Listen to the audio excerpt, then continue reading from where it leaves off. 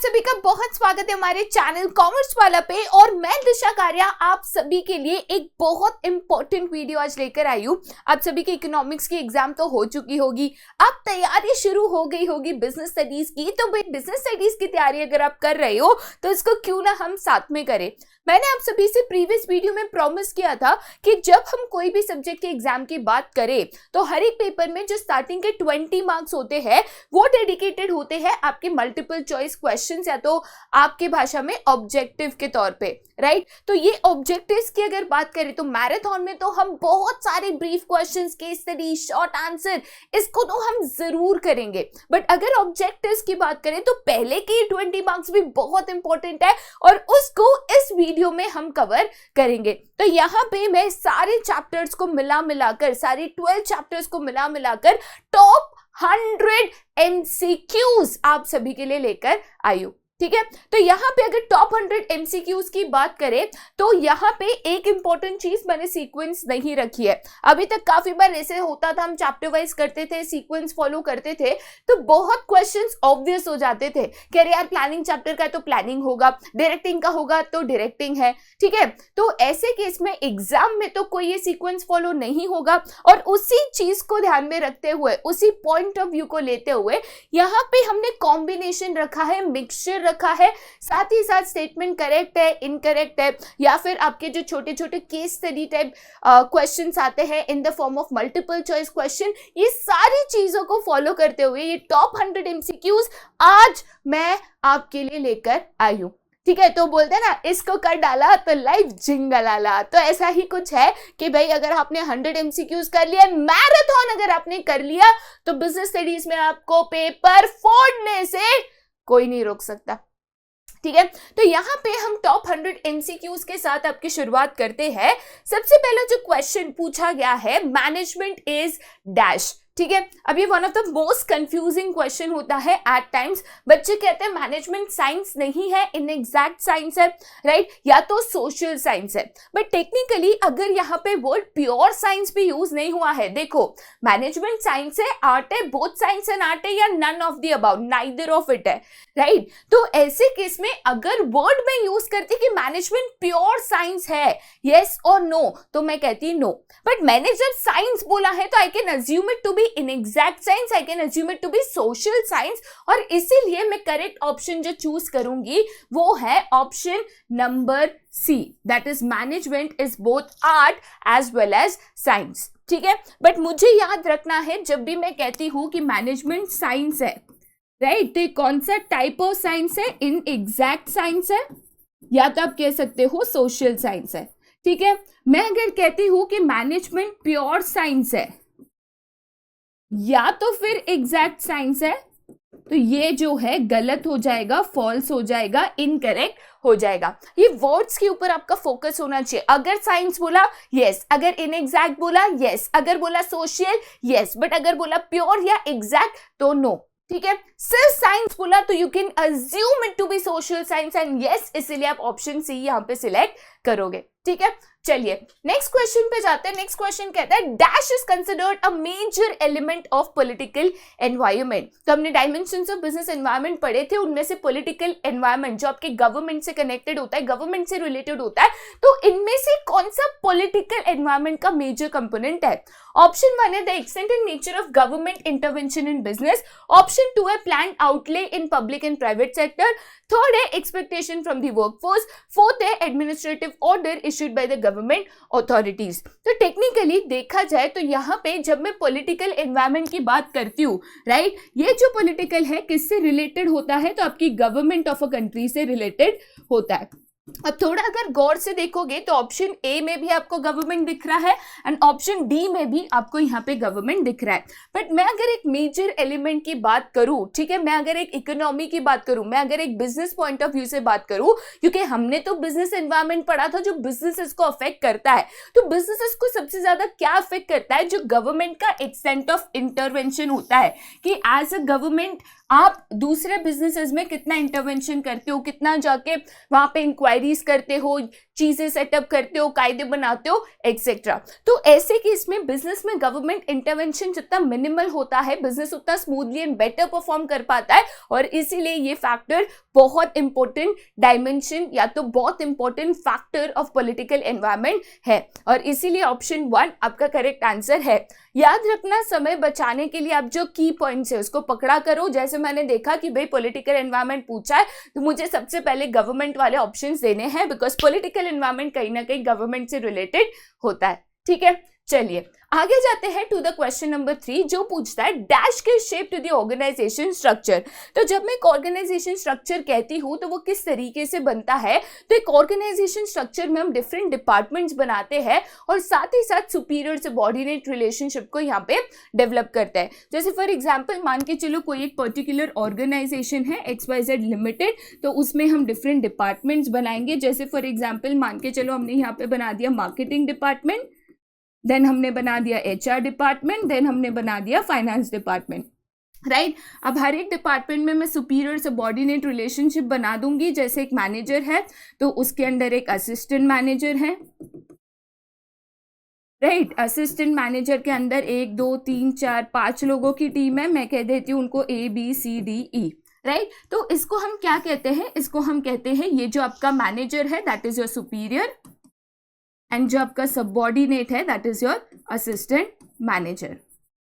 ठीक है, वैसे ही जो असिस्टेंट मैनेजर है वो सुपीरियर हो जाएगा फॉर ABCDE, एंड ABCDE क्या हो जाएगा, subordinate of the assistant manager. तो यहाँ पे ये कैसे बनता है, ये ऑर्गेनाइजेशनल स्ट्रक्चर कैसे बनता है, तो ऑप्शंस गिवन है कि 1 extent of delegation, 2 span of management, 3 number of employees, 4 planning. तो सबसे पहले तो भाई मैं प्लानिंग हटा देती हूँ क्योंकि ऑर्गेनाइजेशनल स्ट्रक्चर प्लानिंग स्टेज पे नहीं बनता है, वो सेकंड फंक्शन ऑफ मैनेजमेंट में आता है, दैट इज ऑर्गेनाइजिंग। अब बच्चे मेरे पास 3 ऑप्शन, सेकंड थर्ड ऑप्शन क्या कह रहा है, option C that is number of employees. अब एम्प्लॉयज ज्यादा तो ऑर्गेनाइजेशन स्ट्रक्चर बड़ा, ऐसा कोई कायदा या कोई नियम नहीं है और इसीलिए मैं ऑप्शन सी भी हटा देती हूँ। अब मेरे पास 2 ऑप्शन बचे, extent of delegation and span of management. Extent of delegation की बात करूं तो बेटा डेलीगेशन जो है वो वॉलंटरी है, ठीक है, और हर एक मैनेजर अपनी मर्जी से डेलीगेट करता है, क्या कब कितना डेलीगेट करना है वो खुद डिसाइड करता है depending on the work allotted. तो डेलीगेशन पहले से डिसाइडेड नहीं होता है और डेलीगेशन की बेसिस पे ऑर्गेनाइजेशनल स्ट्रक्चर बना ही नहीं सकते, राइट। उल्टा डेलीगेशन की बात करें, डिसेंट्रलाइजेशन की बात करें तो ये तो लेटर स्टेजेस में आता है जब आप एक्शन इनिशिएट करते हो, जब आप डायरेक्टिंग की बात करते हो, तो इसीलिए यहाँ पे एक्सटेंट ऑफ डेलीगेशन भी नहीं है। तो टेक्निकली क्या है, it is your span of management. और एक चीज आपको याद रखनी है कि जब मैं स्पैन ऑफ मैनेजमेंट की बात करूं, अगर स्पैन ऑफ मैनेजमेंट ज्यादा है, एक सुपीरियर ज्यादा एम्प्लॉयज को एक साथ हैंडल कर सकता है, तो ऑर्गेनाइजेशनल स्ट्रक्चर जो है वो शॉर्ट हो जाएगा, राइट, क्योंकि नंबर ऑफ एम्प्लॉयज एक सुपीरियर के अंडर ज्यादा होते जाएंगे। वही अगर स्पैन ऑफ मैनेजमेंट जो है वो कम है, एक मैनेजर थोड़े एम्प्लॉयज को मैनेज कर पा रहा है, तो जो आपका ऑर्गेनाइजेशन स्ट्रक्चर है वो लॉन्ग होते जाएगा, नीचे नंबर ऑफ डिपार्टमेंट्स या तो सुपीरियर सबऑर्डिनेट्स इंक्रीज होते जाएंगे। तो यहाँ पे वाइस वर्सा रिलेशनशिप है, स्पैन ऑफ मैनेजमेंट ज्यादा है तो ऑर्गेनाइजेशनल स्ट्रक्चर शॉर्ट हो जाएगा, स्पैन ऑफ मैनेजमेंट कम है तो ऑर्गेनाइजेशनल स्ट्रक्चर टॉल हो जाएगा। तो बेसिकली ये स्पैन ऑफ मैनेजमेंट एक इंपॉर्टेंट रोल प्ले करता है ऑर्गेनाइजेशनल स्ट्रक्चर डिसाइड करने में, ठीक है। आगे जाते हैं टू द नेक्स्ट क्वेश्चन, जो कि पूछता है कि Astra Builders has to deliver the flats to its buyers on time. Due to this, there is a sudden rush of work.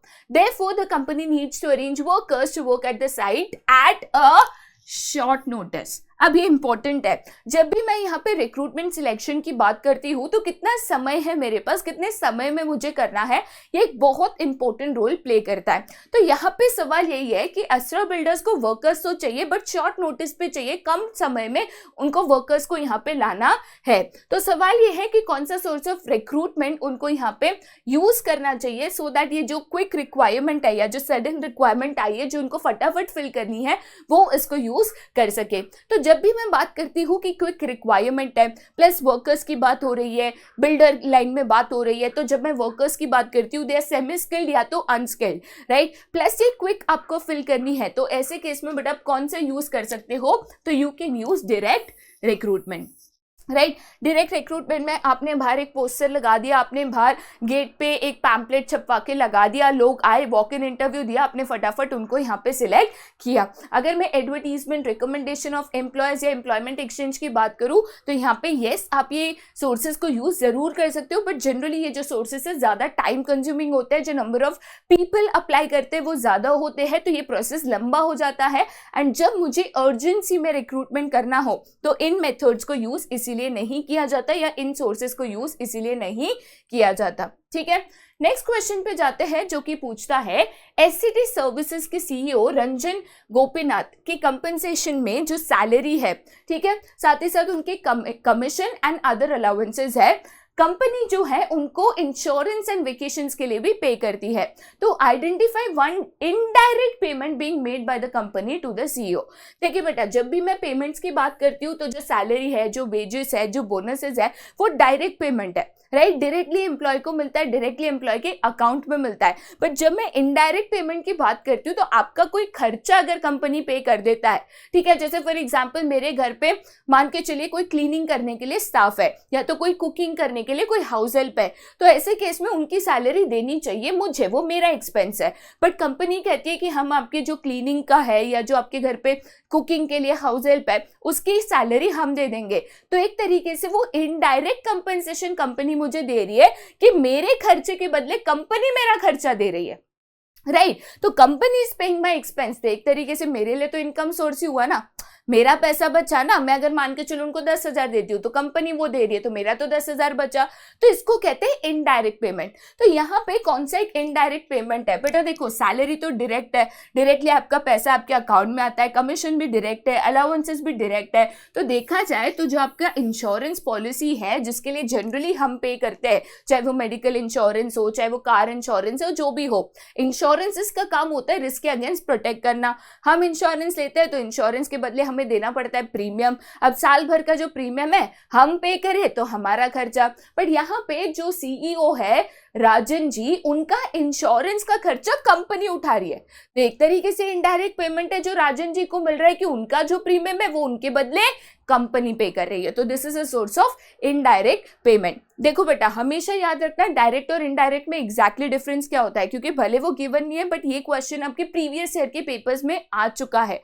ठीक है, डायरेक्ट पेमेंट इज जो डायरेक्टली एक व्यक्ति को उसके अकाउंट में मिलता है, चाहे वो सैलरी हो, वेजेस हो, बोनस हो, इंसेंटिव्स हो, इंक्रीमेंट्स हो, एक्सेट्रा। इनडायरेक्ट पेमेंट इज जब आप उसका खर्चा आप कंपनी से दे रहे हो, ठीक है, तो उसको कहते हैं इनडायरेक्ट पेमेंट, कि भाई उसका खर्चा होता बट हमने वो पे कर दिया, राइट। तो इंश्योरेंस एक तरीके का इनडायरेक्ट पेमेंट यहाँ पे है। नेक्स्ट क्वेश्चन क्या है, question number 6, at support.com there is no reward or appreciation for a good suggestion, thus the subordinates are not willing to offer any useful suggestion to their superiors, identify the type of barrier to communication that has been created। तो यहाँ पे हम बात कर रहे हैं कि जो एम्प्लॉयज है, ठीक है, एम्प्लॉयज जो सजेशन देते हैं उस सजेशन के लिए उनको कोई रिवॉर्ड नहीं मिलता, उनको कोई रिकॉग्निशन नहीं मिलता, तो एम्प्लॉयज ने सजेशन देना छोड़ दिया, सबऑर्डिनेट्स ने सजेशन देना छोड़ दिया because they are not motivated to give suggestion. तो ये कौन सा टाइप ऑफ कम्युनिकेशन बैरियर है, तो ये जो है एक तरीके का पर्सनल बैरियर है, जहां पे हम बात कर रहे हैं लैक ऑफ इंसेंटिव्स की। किसकी बात कर रहे हैं बेटा, लैक ऑफ इंसेंटिव्स की, जहां पे एम्प्लॉयज को जो वो सजेशंस देते हैं, जो वो आपको एक तरीके से कुछ बातें बताते हैं, ठीक है, या इनिशिएटिव लेते हैं, अगर उसको आप उसके मुताबिक इंसेंटिव नहीं देते तो इवेंचुअली वो सजेशन देना, इनिशिएटिव लेना छोड़ देंगे। क्योंकि जब भी कोई व्यक्ति कुछ एक्स्ट्रा करता है तो जाहिर सी बात है आपको उसको उसके लिए इंसेंटिव देना चाहिए, सो दैट वो मोटिवेटेड रहे कि बाबा मैंने कुछ ज्यादा किया, कुछ आगे आके किया तो उस मुताबिक मुझे मिला भी, राइट। ये नहीं होता, अगर इंसेंटिव नहीं दिया जाता तो सजेशंस ऑटोमेटिकली रुक सकते हैं। It is a type of personal barrier. ठीक है, आगे जाते हैं to the next question. MR Sarathi जो ex chairman of Swadesh limited है, उन्होंने अपने सक्सेसर को बिफोर रिटायरिंग ही बिल्ड कर दिया। Following the norm set up by himself, he handed over the reins of the company to the co-founder, Mr. Shravan, who had the potential to bring about change in the behavior of the others. Name the concept of manager which was the reason why Mr. Sarthi chose Mr. Shravan. अब यहाँ पे मैं आपको question पहले ठीक से समझा दूं। मिस्टर सारथी की एक कंपनी ऑलरेडी थी, ठीक है, वो एक कंपनी के चेयरमैन थे। अब उनको पता था कि कुछ समय में वो रिटायर होने वाले हैं, तो रिटायर होने के बाद वो ये सोच रहे थे वो कंपनी की बागडोर किसको सौंपे। तो ऐसे केस में उनको पता चला कि जो मिस्टर श्रावण है, राइट, वो यहाँ पे कम्पिटेंट है, राइट, उनमें वो टैलेंट है, उनमें वो चाह है, उनमें वो एक काबिलियत है कि वो लोगों को इन्फ्लुएंस कर सके, कि लोग उनको माने, लोग उनकी सुने। देखो बेटा, एक होता है कि आप लोगों के साथ जबरदस्ती करो, काफी बार ऐसे होता है आपके पास अथॉरिटी है, पावर है, आप लोगों को ऑर्डर दोगे, उनको फॉलो करना पड़ेगा, बट ये जबरदस्ती होता है। जब मैं इन्फ्लुएंस की बात करती हूँ, इन्फ्लुएंस क्या होता है, जब आप खुद उस व्यक्ति को मानते हो और वो जो कहे उसको विलिंगली सुनते हो, विलिंगली फॉलो करते हो, राइट। तो वो टैलेंट जो है मिस्टर सारथी में था, इसीलिए जो है मिस्टर श्रावण में था, इसीलिए मिस्टर सारथी ने कंपनी की बागडोर मिस्टर श्रावण को दे दी। तो क्या थी ये क्वालिटी, श्रावण में जो क्वालिटी है टू इन्फ्लुएंस अदर्स, इसको क्या कहते हैं? तो बेटा इसको हम कहते हैं लीडरशिप स्किल्स। इसको क्या कहते हैं बेटा? Leadership skills. लीडर वो व्यक्ति होता है जो लोगों को इन्फ्लुएंस करता है, राइट, जिसको लोग मानते हैं, जिसको लोग एक तरीके से खुद से अपना बॉस मानते हैं, खुद से उनकी बात सुनते हैं, उनको फॉलो करते हैं, इसको कहते हैं लीडरशिप। याद रखना, इसमें कोई ऑर्डर, कोई जबरदस्ती, कोई यूज ऑफ पावर नहीं होता फॉर इन्फ्लुएंसिंग, ठीक है। चलिए आगे जाते हैं टू द नेक्स्ट क्वेश्चन, जो कि कहता है the CEO of Epics Heights limited invited suggestions from Rajalakshmi, human resource manager, for retaining the talent employees to reduce employee turnover. अब टेक्निकली ऐसा था कि एपिक्स हाइट्स के जो सीईओ है उनको पता था उनकी कंपनी में जो एम्प्लॉय टर्नओवर है, मतलब लोग आते हैं थोड़े टाइम में कंपनी छोड़ के जाते हैं, तो ये चीजें ज्यादा बढ़ रही थी। तो जो एचआर मैनेजर थी राजलक्ष्मी, उन्होंने बोला कि भाई ये टर्नओवर बढ़ते जा रहा है, जिससे जाहिर सी बात है कंपनी का कॉस्ट बढ़ रहा है, तो हम क्या करें। तो राजलक्ष्मी जी ने रेकमेंड किया कि हम एक काम कर सकते हैं, जो भी हमारे अच्छे एम्प्लॉयज है, गुड एम्प्लॉयज है, जो एक तरीके से कंपनी के लिए इंपॉर्टेंट है या कंपनी के लिए एसेट है, उनको हम रिवॉर्ड कर सकते हैं इन अ वे कि उनको कंपनी में ओनरशिप की फीलिंग आए, ठीक है। देखिए बेटा, रिवॉर्ड से इंसेंटिव्स बहुत तरीके के होता है। अब सैलरी, वेजेस, पर्क्स, पर्क्विसाइड्स, ये भी एक तरीके के इंसेंटिव्स है। रिकॉग्निशन, ये भी एक तरीके का इंसेंटिव है। बट यहाँ पे एक ऐसा इंसेंटिव है जो एक व्यक्ति को, ना कि एक एम्प्लॉय बट कि एक तरीके से a small owner of a company feel कराता है, ठीक है। तो यहाँ पे आपको एक सिंपल चीज याद रखनी है, ओनर ऑफ अ कंपनी कौन बन सकता है? Only when you are the share holder of the company, only then you have ownership. या तो आप पार्टनर हो या तो आप शेयर होल्डर हो, राइट। तो ऐसे केस में भाई शेयर होल्डर कहां से बनोगे? तो जब आपको कंपनी अपने स्टॉक्स देगी, तो इसको ईसॉप भी कहते हैं, एम्प्लॉय स्टॉक ऑप्शन प्लान भी कहते हैं, जहां पे कंपनी अपने खुद के शेयर्स एम्प्लॉयज को ऑफर करती है, वो भी काफी कम रेट पे as compared to the market price, so that एक तो उनको क्रिएशन ऑफ वेल्थ का बेनिफिट मिले, साथ ही साथ उनको एक ओनरशिप फीलिंग आए कि कहीं ना कहीं वो भी छोटे से छोटे बट एक ओनर ऑफ द कंपनी है, ठीक है। तो जब वो ओनरशिप की फीलिंग आती है ना, कि एक होता है कि आप किसी के लिए काम कर रहे हो, एक होता है कि यार ये मेरी कंपनी है, I am also one of the owner, तो आप जी जान लगा के भी काम करते हो, मोटिवेशन भी आता है और साथ ही साथ टर्नओवर भी रिड्यूस हो सकता है, ठीक है। चलिए आगे जाते हैं to the next question, question number 9, जो कि पूछता है a decision to acquire a new and modern plant to upgrade an old one is known as that's decision. तो यहाँ पे मैं new and modern plant and machinery की बात कर रही हूँ। तो मेरी ओल्ड मशीनरी या ओल्ड प्लांट जो है आउटडेटेड हो चुका है, तो मुझे इसको रिप्लेस करके नया प्लांट एंड मशीनरी लाना है। तो इसको कौन सा डिसीजन कहते हैं? क्या इसको फाइनेंसिंग डिसीजन कहते हैं, क्या इसको वर्किंग कैपिटल डिसीजन कहते हैं, क्या इसको इन्वेस्टमेंट डिसीजन कहते हैं, या फिर इसको डिविडेंड डिसीजन कहते हैं? तो जाहिर सी बात है, जब भी आप एक एसेट की बात करो, अब यहाँ पे मैं अगर प्लांट एंड मशीनरी की बात कर रही हूँ, तो यहाँ पे मैं बात कर रही हूँ फिक्स एसेट की, ठीक है। तो जब भी हम फिक्स एसेट में इन्वेस्ट करते हैं, तो इन्वेस्ट करना नहीं करना, ये जो डिसीजन हम लेते हैं बेटा, इसको कौन सा डिसीजन कहते हैं? इसको इन्वेस्टमेंट डिसीजन या तो इसको कैपिटल बजटिंग डिसीजन कहा जाता है। दोनों वन एंड द सेम है, ठीक है। तो दोनों में से कोई भी ऑप्शन में हो सकता है, बट आपको याद रखना है फिक्स एसेट्स रिलेटेड जो भी डिसीजन होते हैं कि फिक्स एसेट पे इन्वेस्ट करना, नहीं करना, कितना करना, कब करना, ये सारे जो डिसीजंस है इसको हम इन्वेस्टमेंट या तो कैपिटल बजटिंग डिसीजंस कहते हैं। नेक्स्ट क्वेश्चन पे जाते हैं जो कि पूछता है एबीसी लिमिटेड, उसका जो डेट इक्विटी रेशियो है दैट इज 3:1, मतलब 3 पार्ट्स ऑफ डेट है, 1 पार्ट ऑफ इक्विटी है उसके कैपिटल स्ट्रक्चर में, जबकि एक्सवाइजेड लिमिटेड जो कंपनी है उसका debt is to equity ratio है 1:1, मतलब 1 पार्ट ऑफ डेट है, 1 पार्ट ऑफ इक्विटी है उनके कैपिटल स्ट्रक्चर में। नेम द एडवांटेज जो एबीसी लिमिटेड को होगा ओवर एक्सवाइजेड जब एबीसी लिमिटेड का रेट ऑफ इंटरेस्ट जो है that will be low than the rate of return. मतलब बेसिकली मैं कह रही हूं कि एबीसी लिमिटेड का जो रेट ऑफ इंटरेस्ट है, ठीक है, अगर वो कम है than the return on investment, किसका? एबीसी लिमिटेड का। तो उनका जो equity is to debt ratio है दैट इज 3:1, ठीक है, जबकि XYZ का क्या है 1:1। तो एबीसी को जो ज्यादा डेट है उससे क्या एडवांटेज होगा, राइट? क्योंकि उनका जो डेट प्रोपोर्शन है वो ज्यादा है ना, समझ रहे हो? This is not equity is to debt, I am very sorry, this is debt equity ratio, क्योंकि डेट 3 पार्ट्स है तो डेट पहला आएगा, ठीक है,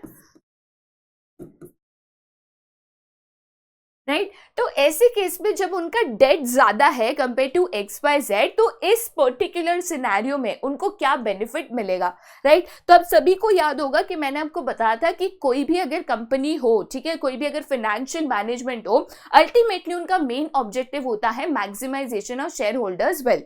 तो एज अ कंपनीज मैनेजर या तो फाइनेंशियल मैनेजर मुझे वो डिसीजन लेना होता है जिससे मेरे शेयर होल्डर्स का वेल्थ बढ़े या जिससे मेरे शेयर होल्डर्स का जो रिटर्न्स है in the form of EPS, ठीक है, मतलब जो उनका अर्निंग पर शेयर होता है वो इंक्रीज हो, उसका मुझे एडवांटेज लेना है।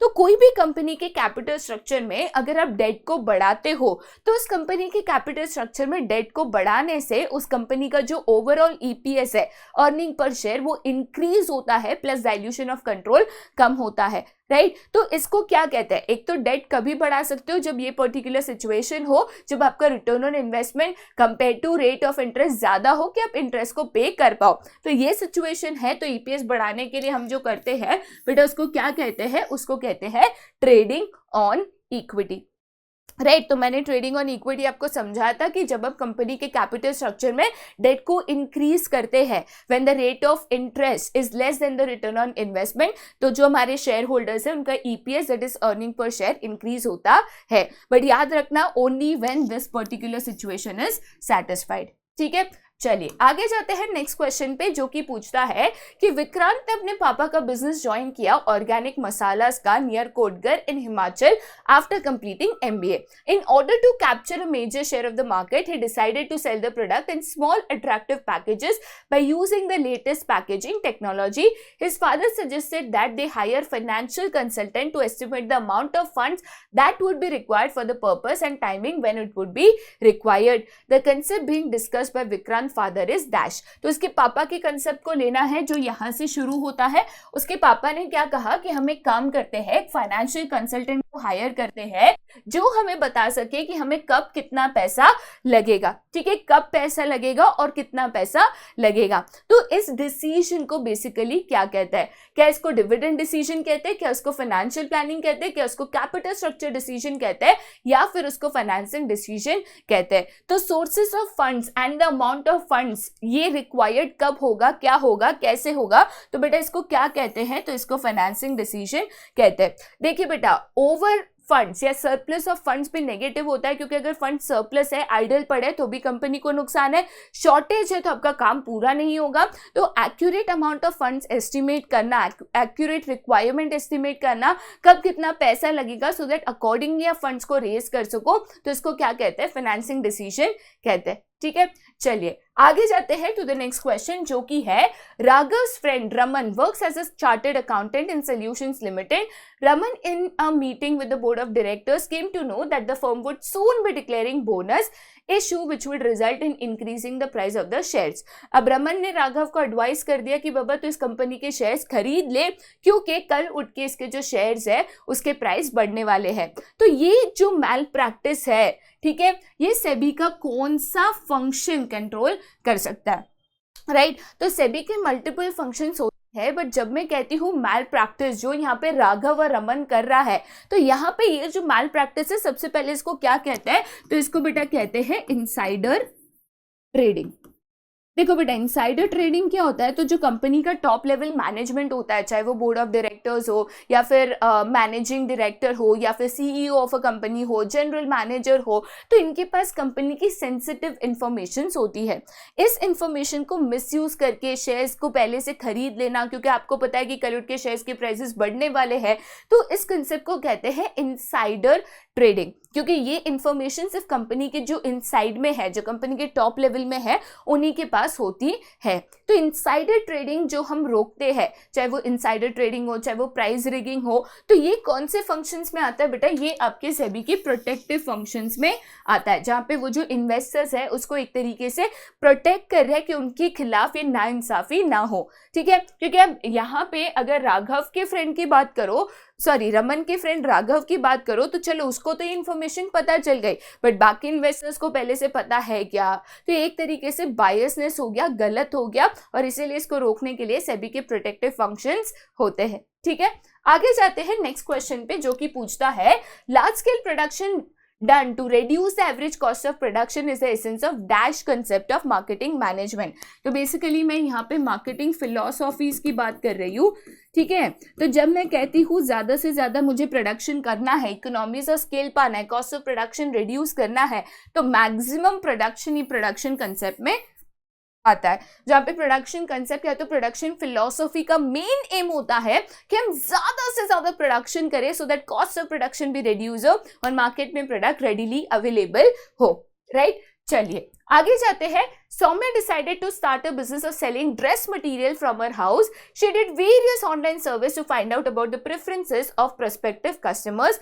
Based on this, she prepared a detailed analysis of the business. She then made important decisions including the features of the product, the quality of the product, packaging, labelling and branding of the dress material. तो यहाँ पे कौन सा element of marketing mix use हुआ है, तो basically यहाँ पे 4 एलिमेंट्स ऑफ मार्केटिंग मिक्स होते हैं, that is the 4 P's, product, price, place and promotion. तो यहाँ पे जब मैं बात कर रही हूँ कि मैं प्रोडक्ट के फीचर डिसाइड कर रही हूँ, क्वालिटी डिसाइड कर रही हूँ, पैकेजिंग, ब्रांडिंग डिसाइड कर रही हूँ, तो बेसिकली जब हम ये सोचते हैं कि हमारा जो फाइनल प्रोडक्ट है वो एग्जैक्टली कैसा होना चाहिए, तो developing a product, designing a product, ये कहाँ पे आता है, तो जाहिर सी बात है ये product element of marketing mix में आता है। इसमें branding, labelling, packaging, final product basically आपका कैसा दिखना चाहिए, राइट, ये product element of marketing mix decide करता है।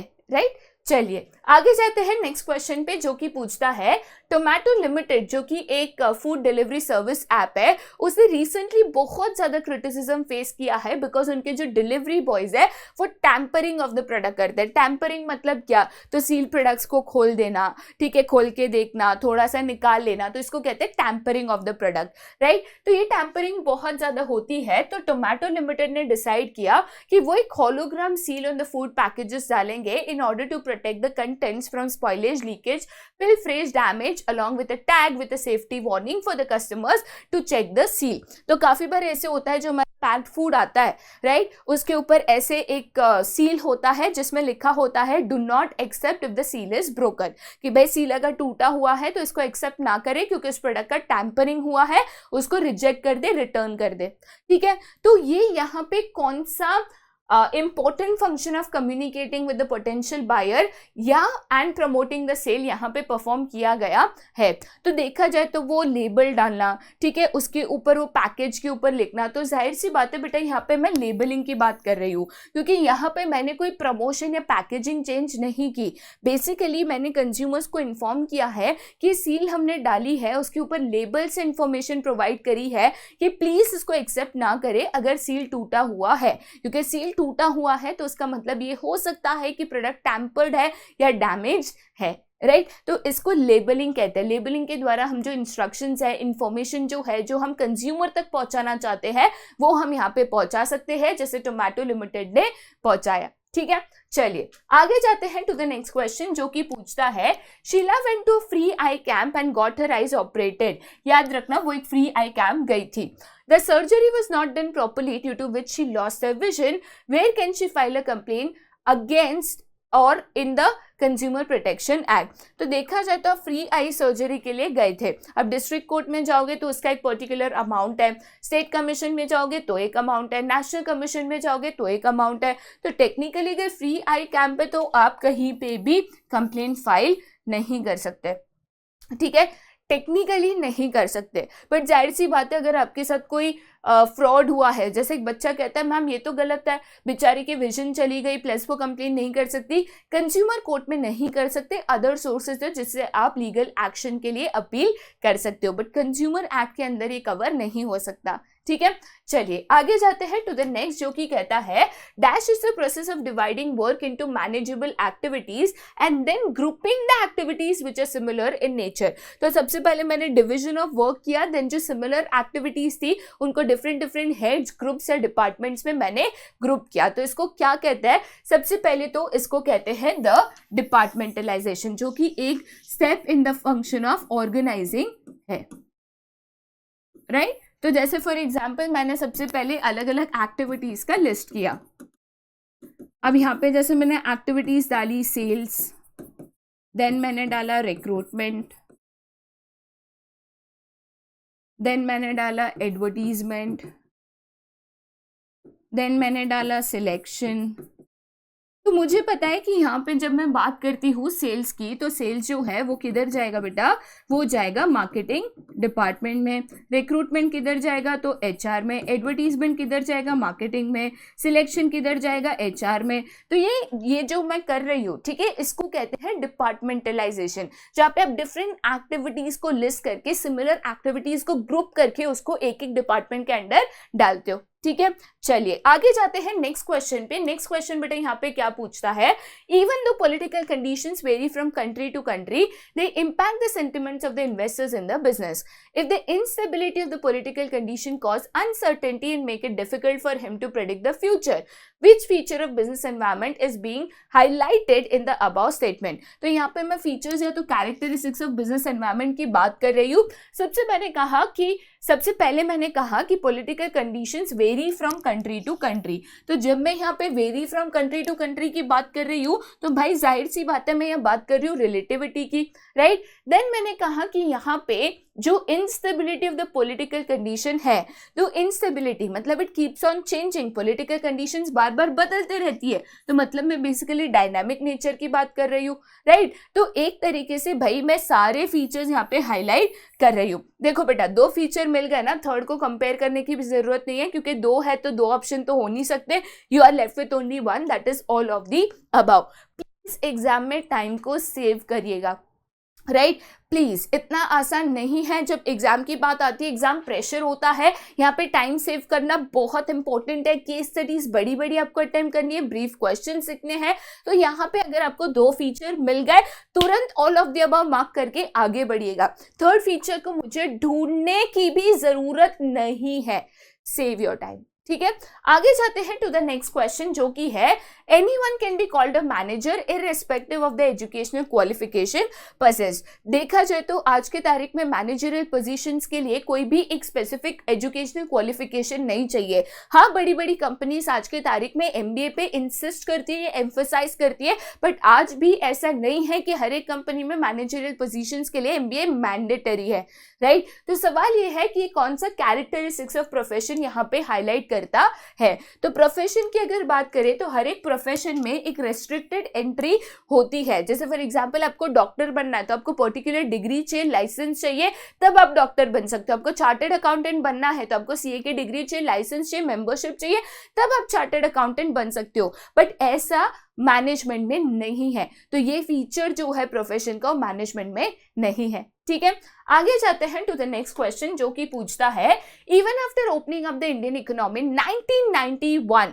Foreign companies found it extremely difficult to cut through the bureaucratic red tape to get permits for doing business in India which created a negative impact. यहाँ पे कौन सा dimension of business environment है। अब देखिए यहाँ पे जब मैं बात कर रही हूँ ब्यूरोक्रेटिक एनवायरनमेंट, रेड टेप, तो ब्यूरोक्रेटिक या रेड टेप बेसिकली क्या होता है कि जब आपको छोटी छोटी चीजों के लिए लंबे चौड़े गवर्नमेंट के प्रोसीजर्स फॉलो करने होते हैं, ठीक है। तो जब ये छोटी छोटे काम के लिए इतने लंबे प्रोसेस, अलग अलग डिपार्टमेंट्स में जाओ, अलग अलग लाइसेंस निकालो, ये आपको फॉलो करना पड़ता है, तो बिजनेसेस इसमें डिस्करेज हो जाते हैं कि बाबा इंडिया में काम करने के लिए इतना झंझट, इतना समय लगता है, इतने कागज लगता है, इतना कायदा कानून है, भाई बहुत दिक्कत है। ये कौन सा डायमेंशन है? तो जाहिर सी बात है बेटा ये सोशल एनवायरनमेंट तो है ही नहीं, ठीक है। हम कोई भी यहाँ पे सोशल एनवायरनमेंट या सोसाइटी या उसमें चेंजेस की बात नहीं कर रहे, टेक्नोलॉजी की भी बात हुई नहीं है, लीगल एनवायरनमेंट भी नहीं हो सकता, क्योंकि यहाँ पे मैंने कोई भी पर्टिकुलर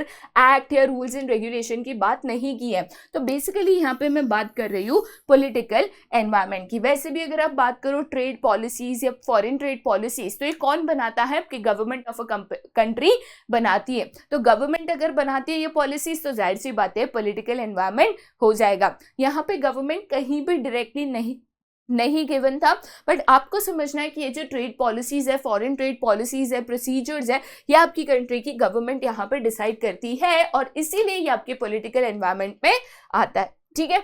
आगे जाते हैं to the next question. Name the process of working with and to others to effectively achieve organizational objectives by efficiently using limited resources in a changing environment। तो जाहिर सी बात है भाई हम यहाँ पे मैनेजमेंट की बात कर रहे हैं, कोई भी पर्टिकुलर फंक्शन की बात नहीं कर रहे हैं, दूसरों के साथ काम करना, एफिशिएंसी अचीव करना। देखिए बेटा मैनेजमेंट का ये काम होता है कि मैनेजमेंट गोल ओरिएंटेड होता है, और एक ऑर्गेनाइजेशन में एफिशिएंसी लाना, इफेक्टिवनेस लाना, ये मैनेजमेंट का काम होता है कि सही चीजें हो, मिनिमम कॉस्ट पे हो और सही समय पे कंप्लीट हो, कि हम अपने गोल्स को अचीव कर सके, ठीक है। नेक्स्ट क्वेश्चन बेटा यहाँ पे क्या है? तो क्वेश्चन कहता है the increase in the demand for many Ayurvedic medicines, health products and services in the past few month is related to the need for building immunity and increase awareness for health care due to the spread of corona virus. तो यहाँ पे कौन सा feature of business environment given है?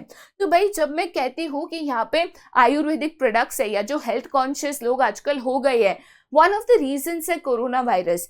Corona virus आने के बाद लोगों को समझ में आया कि इम्यूनिटी कितनी इंपॉर्टेंट होती है, इम्यूनिटी क्या रोल प्ले करती है, क्योंकि वो टाइम पे इम्यूनिटी एक ही चीज थी जो आपको इस वायरस से प्रोटेक्ट कर रही थी, राइट। तो ये कौन सा फीचर है? तो यहाँ पे बेटा मैं बात कर रही हूँ इंटर रिलेटेडनेस की। इंटर रिलेटेडनेस क्या कहता है कि कोई भी दो जो चीजें होती है वो एक दूसरे के ऊपर निर्भर होती है या एक दूसरे के ऊपर डिपेंडेंट होती है। तो आयुर्वेदिक मेडिसिन की डिमांड बढ़ी, किसके वजह से बढ़ी? तो कोरोना वायरस की वजह से बढ़ी, कि लोगों में वो अवेयरनेस आया, लोग इम्यूनिटी पे फोकस करने लगे, तो आयुर्वेदिक प्रोडक्ट्स की डिमांड बढ़ी। तो ये जो आयुर्वेदिक प्रोडक्ट्स की डिमांड है वो किसके ऊपर डिपेंडेंट था?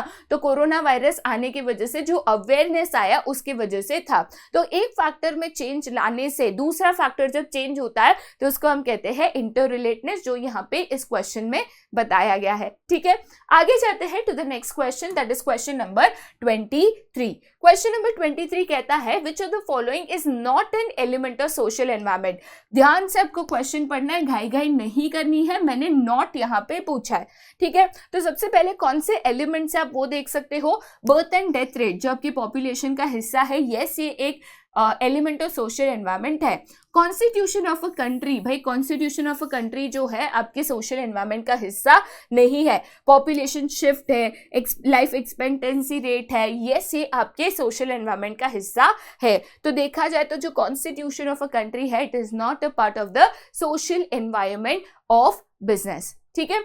चलिए आगे जाते हैं टू द नेक्स्ट क्वेश्चन जो कि पूछता है even where members of a department willingly cooperate and work, a manager has to coordinate the efforts of different people in a conscious manner।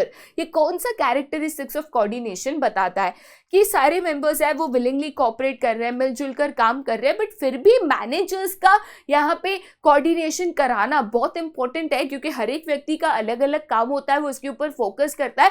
तो कॉन्शियसली उनके काम को यहाँ पे कोऑर्डिनेट करा के ये इंश्योर करना कि वो ऑर्गेनाइजेशनल गोल्स की तरफ मूव हो रहे हैं, ये कौन सा फीचर ऑफ कोऑर्डिनेशन कहता है? तो जो फीचर ऑफ कोऑर्डिनेशन है that is coordination is a deliberate function. यहाँ पे थोड़ा अगर आप वर्ड देखोगे तो यहाँ पे जो वर्ड है वो यूज हुआ है कॉन्शियस। ठीक है।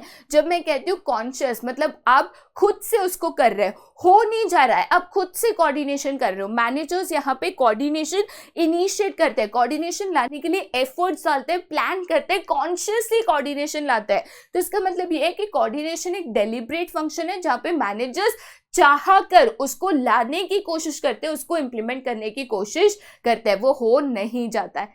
ठीक है, आगे जाते हैं टू द नेक्स्ट क्वेश्चन, जो कि कहता है name the function of management which helps in the formulation of future plans in the lights of the problems that were identified and thus helps in better planning in the future period. मतलब आपने जो previously गलतियां की वो गलतियों को समझकर उसको सुधार कर ये इंश्योर करना कि आगे आप वो गलती ना करो, ये कहाँ पे आता है? तो बेटा that is basically a part of controlling. ठीक है, देखो बेटा यहाँ पे कंट्रोलिंग में जब हम लास्ट स्टेप की बात करते हैं फीडबैक, तो फीडबैक क्यों चाहिए होता है? मान के चलो कि कंट्रोलिंग फंक्शन निभाते हुए कंट्रोलिंग के प्रोसेस में मैंने एनालाइज किया डिविएशंस को। ठीक है, डिविएशन था, कोई ना कोई दिक्कत हो रही थी, जो मेरा एक्सपेक्टेड प्रोडक्शन था, मान के चलो जो मेरा स्टैंडर्ड था उतना मैं कंप्लीट नहीं कर पा रही थी।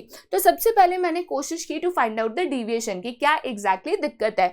डिविएशन पता चलने के बाद मैंने वो डिविएशन को एनालाइज किया कि ऐसा क्यों हो रहा है, राइट। और उसके बाद मैंने यहाँ पे डिविएशन को एनालाइज करने के बाद करेक्टिव मेजरमेंट्स लिए, राइट। करेक्टिव मेजर्स लेके मैंने यहाँ पे वो डिविएशन को करेक्ट किया, बट साथ ही साथ ये भी इंपॉर्टेंट है कि मैं इंश्योर करूं कि वो आगे जाके ना हो, कि भाई जो गलती मैंने अभी करी वो बार बार फ्यूचर में यहाँ पे रिपीट होते हुए ना जाए। तो ये किसका पार्ट है बेटा? ये एक तरीके से कंट्रोलिंग का हिस्सा है कि आप आगे जब प्लान करते हो, आगे जब आप फ्यूचर स्टेप्स लेते हो, तो जो मिस्टेक्स आपने करी है वो आप उसको रिपीटेटिव ना करो। ये कंट्रोलिंग के फीडबैक से ही आता है, राइट। नेक्स्ट क्वेश्चन क्या है? तो identify an important principle of management control in which only significant deviation which go beyond the permissible limit should be handled. तो बेसिकली ये कहा जाता है कि भाई अगर आप हर चीज कंट्रोल करने जाओगे ना तो आप कुछ कंट्रोल नहीं कर पाओगे। तो हम जो है एक लिमिट सेट कर देते हैं। जैसे फॉर एग्जाम्पल मान के चलो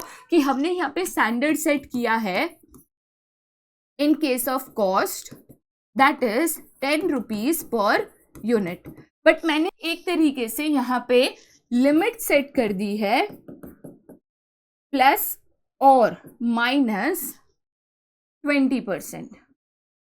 ठीक है, मतलब बेसिकली मेरा जो कॉस्ट है उसकी लिमिट कितनी है? प्लस 20%, कितना हो जाएगा? 12 रुपीज, माइनस 20% कितना हो जाएगा? 8 रुपीज। तो 8 to 12 रुपीज पर यूनिट है, तो मुझे यहाँ पे कंट्रोलिंग की जरूरत नहीं है। बट बियॉन्ड 12 अगर जाता है, if it is beyond 12 rupees per unit, तो ऐसे केस में यस मुझे यहाँ पे कंट्रोलिंग की जरूरत है।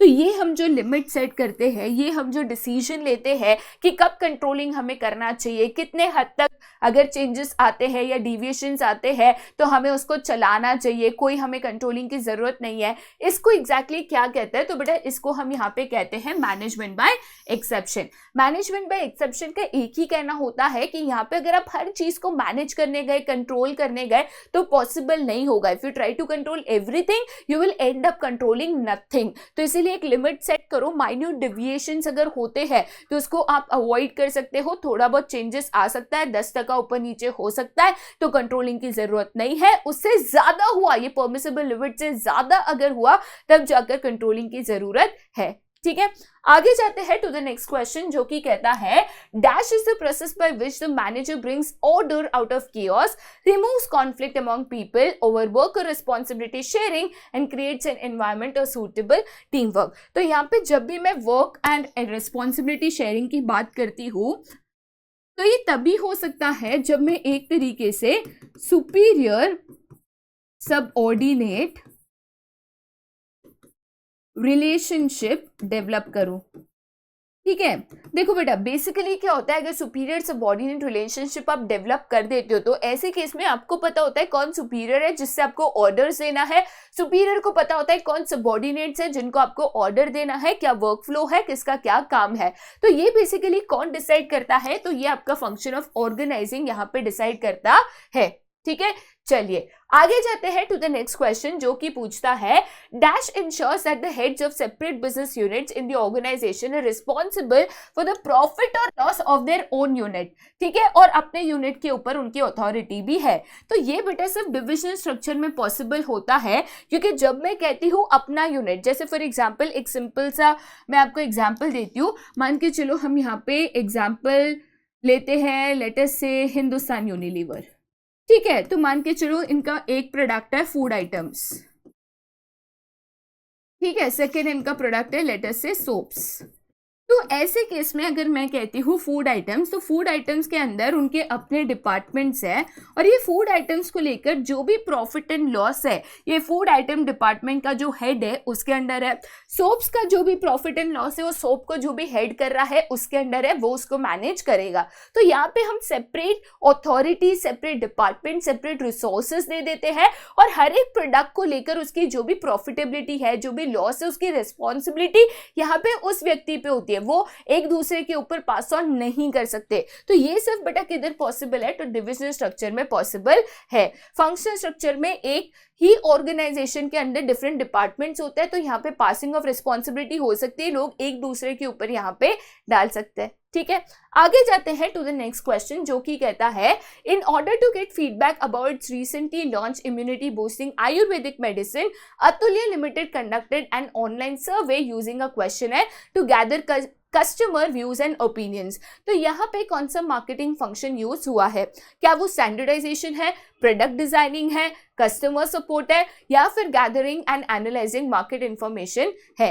राइट, तो यहाँ पे जाहिर सी बात है अतुल्य लिमिटेड ने ऑनलाइन सर्वे किया, क्वेश्चनर बनाया to gather consumer views and opinions. तो बेसिकली अतुल्य कंपनी जो है उसको क्या करना है, तो इन्फॉर्मेशन गैदर करके उसको एनालाइज करके इंपॉर्टेंट डिसीजन लेना है। तो जाहिर सी बात है यहाँ पे कौन सा मार्केटिंग फंक्शन है, तो it is gathering and analysing of market information. ठीक है, आगे जाते हैं टू द नेक्स्ट क्वेश्चन, जो कि एक केस के फॉर्म में है। ये केस को आपको रीड कर कर इसके ऊपर फर्दर क्वेश्चंस गिवन है, उसको आपको यहाँ पे आंसर करना है। ऐसे पैसेजेस, ये case type questions previous exams में आ चुके हैं। एक बड़ा सा पैसेज होता है, फिर उसके बाद 3 to 4 ऑब्जेक्टिव्स इसी पैसेज के ऊपर बेस्ड होते हैं। मैं हमेशा सजेस्ट करती हूँ कि आप पहले क्वेश्चंस पढ़िए, because you will save a lot of time. जब आप पैसेज को रीड कर रहे हो तब आप ऑटोमेटिकली, आपको पता है कि आपको कहाँ पे क्या आंसर को ढूंढना है। तो सबसे पहले मैं सजेस्ट करूंगी कि हम डायरेक्टली इसके क्वेश्चंस के ऊपर जाते हैं। सबसे पहला क्वेश्चन गिवन था कि second generation expanded the business and got Yamuna की bhujia registered with the concern authorities. अब इसके मुताबिक यमुना की भुजिया जो है उसको एक लीगल प्रोटेक्शन गिवन है, जिसको क्या कहते हैं? क्या उसको ब्रांड वैल्यू कहते हैं, ट्रेडमार्क कहते हैं, ट्रेडमार्क कहते हैं, या तो ब्रांड मार्क कहते हैं? अब टेक्निकली मैं अगर केस स्टडी को नहीं भी पढ़ती, ठीक है, मैंने इतना बड़ा पैराग्राफ नहीं पढ़ा, technically I save 3 to 4 minutes या maximum 5 minutes of my time. अब सवाल ये है कि मैं अगर ये केस को नहीं भी पढ़ती तो भी क्या मुझे पता है कि कोई भी एक ब्रांड का जो नाम है उसको जो एक लीगल प्रोटेक्शन मिलता है कि कोई और इसको कॉपी नहीं कर सकता, ये किससे मिलता है? तो हमने आईपीआर में ट्रेडमार्क पढ़ा था, कॉपीराइट पढ़ा था, पेटेंट पढ़ा था, सही कह रही हूँ? तो यहाँ पे भाई लीगल प्रोटेक्शन किससे मिलता है? तो ट्रेडमार्क से मिलता है ना। जब हम ब्रांड का नेम रजिस्टर करा देते तो हमें एक ट्रेडमार्क मिलता है कि कोई भी इस ब्रांड नेम को कॉपी नहीं कर सकता। तो यमुना की भुजिया ट्रेडमार्क है, कोई इसको कॉपी नहीं कर सकता। क्या मुझे केस पढ़ने की जरूरत पड़ी? ऑनेस्टली नहीं, मुझे नहीं पता आपको पड़ेगी या नहीं, बट अगर मैं सच कहूँ तो ये केस पढ़ने की जरूरत ना पड़े, आप डायरेक्टली ट्रेडमार्क मार्क कर सकते हो। आपको पता है कि नाम को लीगल प्रोटेक्शन कौन देता है मेरे दोस्त? ठीक है, अब सेकंड क्वेश्चन देखते हैं। सेकंड क्वेश्चन कहता है कि यमुना की bhujia offered its products at competitive prices even while offering customer services like gift packaging, free home delivery to become a household name. अब यहाँ पे कौन सा factor affecting the element of marketing mix given है? अब यमुना की भुजिया उन्होंने क्या बोला कि वो बहुत सारी सर्विसेज दे रहा था, गिफ्ट रैपिंग दे रहा था, होम डिलीवरी दे रहा था, फिर भी उसके जो प्राइसेस थे वो काफी कम थे, क्योंकि उनकी कोशिश थी कि उनको हर घर में अपने प्रोडक्ट्स को बेचना है और एक हाउस होल्ड ब्रांड बनना है। राइट तो यहाँ पे कौन सी चीज गिवन है, कौन सी मार्केटिंग मिक्स गिवन है, क्या वो मार्केटिंग मेथड्स है, क्या वो ऑब्जेक्टिव्स है, क्या वो एक्सटेंट ऑफ कंपटीशन है, क्या वो प्रोडक्ट कॉस्ट है। तो देखा जाए तो यहाँ पे बेसिकली वो एक मार्केटिंग टेक्निक यूज कर रही है, ये गिफ्ट रैप करके देना, फ्री होम डिलीवरी देना, तो ये वो क्या कर रहे हैं, एक तरीके से मार्केटिंग मेथड्स यूज कर रहा है कि वो अपने सेल्स को इंक्रीज कर सके ना। अरे मैं कहती हूँ कि मैं आपको फ्री में गिफ्ट रैप करके दूंगी, मैं आपको फ्री में होम डिलीवरी दूंगी, तो कहीं ना कहीं मैं अपने सेल्स को एनहांस करने की, इंक्रीज करने की कोशिश कर रही हूँ। अगेन क्या केस पढ़ने की जरूरत पड़ी? नहीं, ठीक है। आगे जाते हैं टू द नेक्स्ट क्वेश्चन जो कि कहता है यमुना की भुजिया has developed a strong distribution network in India as well as abroad by setting up retail outlets and reaching out to the customers through internet selling। तो बेसिकली वो all over India तो cell कर ही रहे हैं अपने product को, साथ ही साथ वो अब्रॉड में भी अपने प्रोडक्ट को सेल कर रहे हैं, और सेल करने के लिए उन्होंने जगह जगह पे अपने रिटेल आउटलेट्स बना दिए हैं, साथ ही साथ वो इंटरनेट पे अपने प्रोडक्ट्स को लिस्ट करके वाया इंटरनेट भी यहाँ पे सेल कर रहे हैं। अब सवाल ये है कि identify the decision related to the element of marketing mix. अब यहाँ पे ये स्टोरिंग एंड असॉर्टिंग प्रोडक्ट्स को लेकर तो नहीं है, राइट मैंने कोई वेयर हाउसिंग की बात नहीं की है कि talks about time utility. Second है रिगार्डिंग द चैनल और इंटरमीडियरीज, तो जाहिर सी बात है भाई मैं यहाँ पे डिस्ट्रीब्यूशन की बात कर रही हूँ कि जब मैं कहती हूँ मैं अपने प्रोडक्ट को ऑल ओवर इंडिया बेच रही हूँ, अब्रॉड भी बेच रही हूँ, तो कैसे, तो अब्रॉड तक पहुंचाने के लिए मैं इंटरनेट सेलिंग कर रही हूँ, ऑल ओवर इंडिया बेचने के लिए मैंने डिफरेंट रिटेल आउटलेट्स बना दिए, तो मैं यहाँ पे बेसिकली फिजिकल डिस्ट्रीब्यूशन की बात कर रही हूँ ना, जहाँ पे मैंने इंटरमीडियरी सेट किए। हर जगह तो मैं खुद नहीं मौजूद हो सकती, तो मैंने अलग अलग जगह आउटलेट सेट करके, मैंने रिटेलर्स होलसेलर्स अपॉइंट करके मैंने यहाँ पे अपना प्रोडक्ट पहुंचाया है। तो we are talking about physical distribution, ठीक है। आगे जाते हैं टू द नेक्स्ट क्वेश्चन जो कि है on the advice of Vigyapan private limited Yamuna की bhujia has also worked upon managing public opinion by developing relation with the masses through sponsoring cultural events, sports events, maintenance of public parks, etc. तो name the department in the organization जो generally ये काम करता है। तो basically जब मैं public opinion या public reputation की बात करती हूँ तो एक तरीके से मैं one of the elements of promotion mix की बात कर रही हूँ, that is public relations। तो public relations कौन सा department basically handle करता है? सवाल ये है क्या वो marketing department करता है, क्या उसके लिए अलग department बनाया जाता है, क्या वो एक थर्ड पार्टी आउटसाइड एजेंसी कर सकती है, या एनी ऑफ द अबव। देखा जाए तो कंपनी टू कंपनी डिपेंड करता है कि उनको अपने पब्लिक रिलेशंस के लिए कहां पे क्या कब करवाना है, राइट। आप अपने कंपनी के मार्केटिंग डिपार्टमेंट को भी पीआर का काम दे सकते हो। आपकी अगर कंपनी लार्ज स्केल पे काम कर रही है तो आप एक सेपरेट डिपार्टमेंट भी बना सकते हो। आपको लगता है कि मेरे पास इनफ रिसोर्सेज नहीं है या ये मेरी एक्सपर्टाइज नहीं है तो आप उसको आउटसोर्स भी कर सकते हो। तो any of the above options आप यूज कर सकते हो to get into public relations which is one of the elements of promotion mix, ठीक है। आगे जाते हैं टू द नेक्स्ट क्वेश्चन। अब देखो आप ही मुझे बताओ क्या केस स्टडी पढ़ने की जरूरत पड़ी, ठीक है। इस सेशन के बाद इसके जो नोट्स है वो भी आपको बिल्कुल मिल जाएंगे, तो नोट्स आप चेक करके क्वेश्चन को पढ़ सकते हो। केस स्टडी गिवन है उसको बिल्कुल पढ़ लीजिएगा, बट टेक्निकली हमेशा क्वेश्चंस को पहले पढ़ने का रीजन यही होता है। बहुत बार क्वेश्चंस को पढ़ के ऐसे लगता है कि भाई मैं क्वेश्चन देख के आंसर बता सकती हूँ या बता सकता हूँ, सेव योर टाइम, ठीक है। नेक्स्ट क्वेश्चन बेटा यहाँ पे क्या है, What distinguishes a successful manager from a less successful one is the ability to put the principles into practice। अब यहाँ पे which aspect of the nature of management highlighted है, तो basically सवाल ये है कि कोई भी अगर मैनेजर हो तो कोई अपने मैनेजमेंट में सक्सेसफुल है, मतलब कोई अपने करियर में सक्सेसफुल है, कोई कम सक्सेसफुल है, तो वो क्या सक्सेसफुल और कम सक्सेसफुल कौन बनाता है। तो एक तरीके से जो भी आप प्रिंसिपल्स ऑफ मैनेजमेंट पढ़ते हो, देखो बेटा management is backed by theoretical knowledge, तो आपको प्रिंसिपल्स ऑफ मैनेजमेंट पढ़ाया जाता है, केस स्टडीज पढ़ाया जाता है, एमबीए करते हो जिससे आपको थ्योरेटिकल नॉलेज मिलती है। बट एट द एंड वो जो थ्योरेटिकल नॉलेज आपने गेन करी है आप उसको रियल लाइफ या जब रियल डिसीजन मेकिंग करते हो तो उसमें आप कैसे इस्तेमाल कर रहे हो ये डिसाइड करता है कि क्या आप अच्छे मैनेजर बनोगे या फिर बुरे। तो अपने डिसीजंस को अपने तरीके से लेना, हर एक व्यक्ति अलग अलग चीजों को अलग अलग तरीकों से मैनेज करता है। ये कौन कहता है, तो भाई ये कहता है कि management is an art. Basically यहाँ पे जो आर्ट का फीचर है दैट इज पर्सनलाइज्ड एप्लीकेशन, में उसकी यहाँ पे बात कर रही हूं, ठीक है।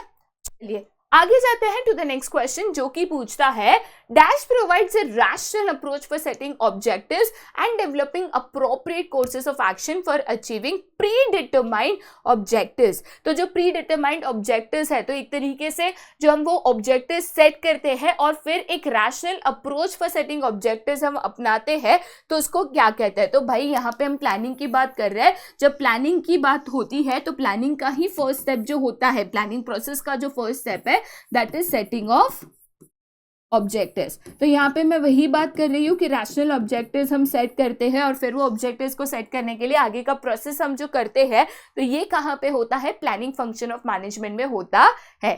ठीक है, आगे जाते हैं टू द नेक्स्ट क्वेश्चन, जो कि पूछता है marketing mix is a set of dash that the firm uses to pursue its marketing objectives in the target market. तो जब मैं यहाँ पे बेटा मार्केटिंग मिक्स की बात करती हूँ, तो मार्केटिंग मिक्स में उसके 4 एलिमेंट्स है, जिसको हम 4 पीस ऑफ मार्केटिंग कहते हैं, जो कि यहाँ पे क्या है? Product, price, place and promotion. ठीक है, तो सवाल ये है कि अगर ये चारों जो एलिमेंट्स ऑफ मार्केटिंग मिक्स है, जिनको हम यूज करते हैं मार्केटिंग करने के लिए, कि कंपनी के जो मार्केटिंग ऑब्जेक्टिव्स है, हम ये चारों चीजें करके उसको अचीव कर सके, तो उसको टेक्निकली क्या कहा जाता है? तो ये चारों चीजें कंबाइंड मिलकर इसको हम कहते हैं मार्केटिंग टूल्स। क्या कहते हैं इसको बेटा? तो हम इसको क्या कहते हैं? मार्केटिंग टूल्स कहते हैं। ठीक है, तो मार्केटिंग टूल्स में ये 4 पीस ऑफ मार्केटिंग आते हैं, जिसको हम यूज करके कंपनी के जो मार्केटिंग ऑब्जेक्टिव्स है उसको हम यहाँ पे कंप्लीट करते हैं। राइट, नेक्स्ट क्वेश्चन पे जाते हैं, जो कि है यहाँ पे which level of management is responsible for the welfare and survival of the organisation. मैंने आपको बार बार लगातार एक ही चीज पढ़ाई है कि जब हम बात करते हैं ऑर्गेनाइजेशनल लेवल पे, पूरे कंपनी के लिए पॉलिसी बनाओ, पूरे कंपनी का सर्वाइवल देखो, पूरे कंपनी का वेलफेयर देखो, पूरे कंपनी का प्लानिंग करो, पूरे कंपनी के लिए पॉलिसी बनाओ। तो जब भी मैं ऑर्गेनाइजेशनल लेवल पे बात करती हूँ, तो भाई अनडाउटेडली मैं यहाँ पे बात कर रही हूँ टॉप लेवल मैनेजमेंट की। हाँ, अगर यही क्वेश्चन होता कि welfare and survival of the department, तो ये आता मिडिल लेवल, क्योंकि मिडिल लेवल मैनेजमेंट का काम होता है अपने डिपार्टमेंट का सर्वाइवल, ऑब्जेक्टिव, प्लान, पॉलिसीज देखना, पर पूरे कंपनी के लिए देखना, तो yes that is the top level management. ठीक है, आगे जाते हैं नेक्स्ट क्वेश्चन पे, जो कि है name the principle of management given bye Fayol, या तो Henry Fayol, which when applied would mean that workers in management both honor their commitments without any prejudice towards one another। ठीक है, कौन सा प्रिंसिपल ऑफ मैनेजमेंट ये ensure करता है कि चाहे वो वर्कर्स हो, मैनेजर्स हो, दोनों अपना काम सही तरीके से करेंगे, बिना एक दूसरे से झगड़े करे या बिना एक दूसरे के ऊपर कोई ना कोई इश्यूज क्रिएट करे या केओस क्रिएट करे। तो बेसिकली यहाँ पे इसका मेन जो आंसर है दैट इज बेटा प्रिंसिपल ऑफ डिसिप्लिन। राइट, तो देखो बेटा, प्रिंसिपल ऑफ डिसिप्लिन का एक तरीके से काम होता है ये इंश्योर करना कि चाहे वो मैनेजर्स हो या सबऑर्डिनेट्स हो, एट ऑल लेवल सब अपने अपने कमिटमेंट्स को ऑनर करें। डिसिप्लिन कभी भी एक व्यक्ति या एक ग्रुप के लिए नहीं होता, वो सबऑर्डिनेट्स के लिए नहीं होता, वो सभी के लिए होता है। ठीक है, आगे जाते हैं टू द नेक्स्ट क्वेश्चन, जो कि है अ ब्रांड और part of the brand that is given legal protection, इसको क्या कहता है? तो क्या ब्रांड या तो ब्रांड के पार्ट जिसको लीगल प्रोटेक्शन मिलता है, उसको हम यहाँ पे क्या कहते हैं? तो उसको एक तरीके से ट्रेडमार्क कहते हैं। ठीक है, तो कोई भी ब्रांड है जिसके नाम को हम रजिस्टर करते हैं, जिससे उसको एक लीगल प्रोटेक्शन मिलता है, तो उसको हम क्या कहते हैं बेटा? ट्रेडमार्क कहते हैं।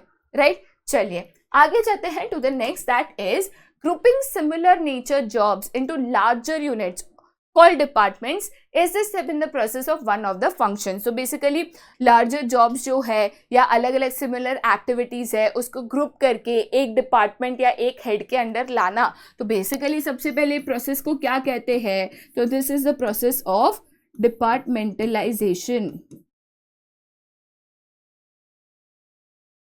ठीक है, तो डिपार्टमेंटलाइजेशन कौन से फंक्शन ऑफ मैनेजमेंट के अंडर किया जाता है? तो भाई ये हम जब ऑर्गेनाइजिंग करते हैं, जब ऑर्गेनाइजेशनल स्ट्रक्चर बनाते हैं, तब हम डिपार्टमेंटलाइजेशन उसके अंडर करते हैं, which is one of the steps in the process of organizing. Next question क्या है? A major decision area under one of the functions of marketing is the decision regarding marketing intermediaries to be use. तो यहाँ पे जब मैं intermediaries की बात कर रही हूँ, तो बेसिकली यहाँ पे जो होलसेलर्स है, ठीक है, जो रिटेलर्स है, एक्सेट्रा, मैं उनकी बात कर रही हूँ। तो ये कौन से फंक्शन से रिलेटेड है? तो बेटा यहाँ पे जब मैं होलसेलर्स रिटेलर्स की बात कर रही हूँ तो I am concern about the physical distribution of my product, कि मेरा प्रोडक्ट जब एक बार बन जाएगा तो ये मार्केट तक कैसे पहुंचेगा। तो जो चैनल ऑफ डिस्ट्रीब्यूशन है जिसको हम यूज करने वाले हैं कि हमारा जो प्रोडक्ट है from the place of production to the place of consumption different markets में पहुंच सके, तो ये फिजिकल डिस्ट्रीब्यूशन या तो place element of marketing mix में आता है, राइट। इसको आप फिजिकल डिस्ट्रीब्यूशन बोलो तो भी राइट है, इसको मैं अगर place element of marketing mix कहती तो भी ये राइट आंसर होता।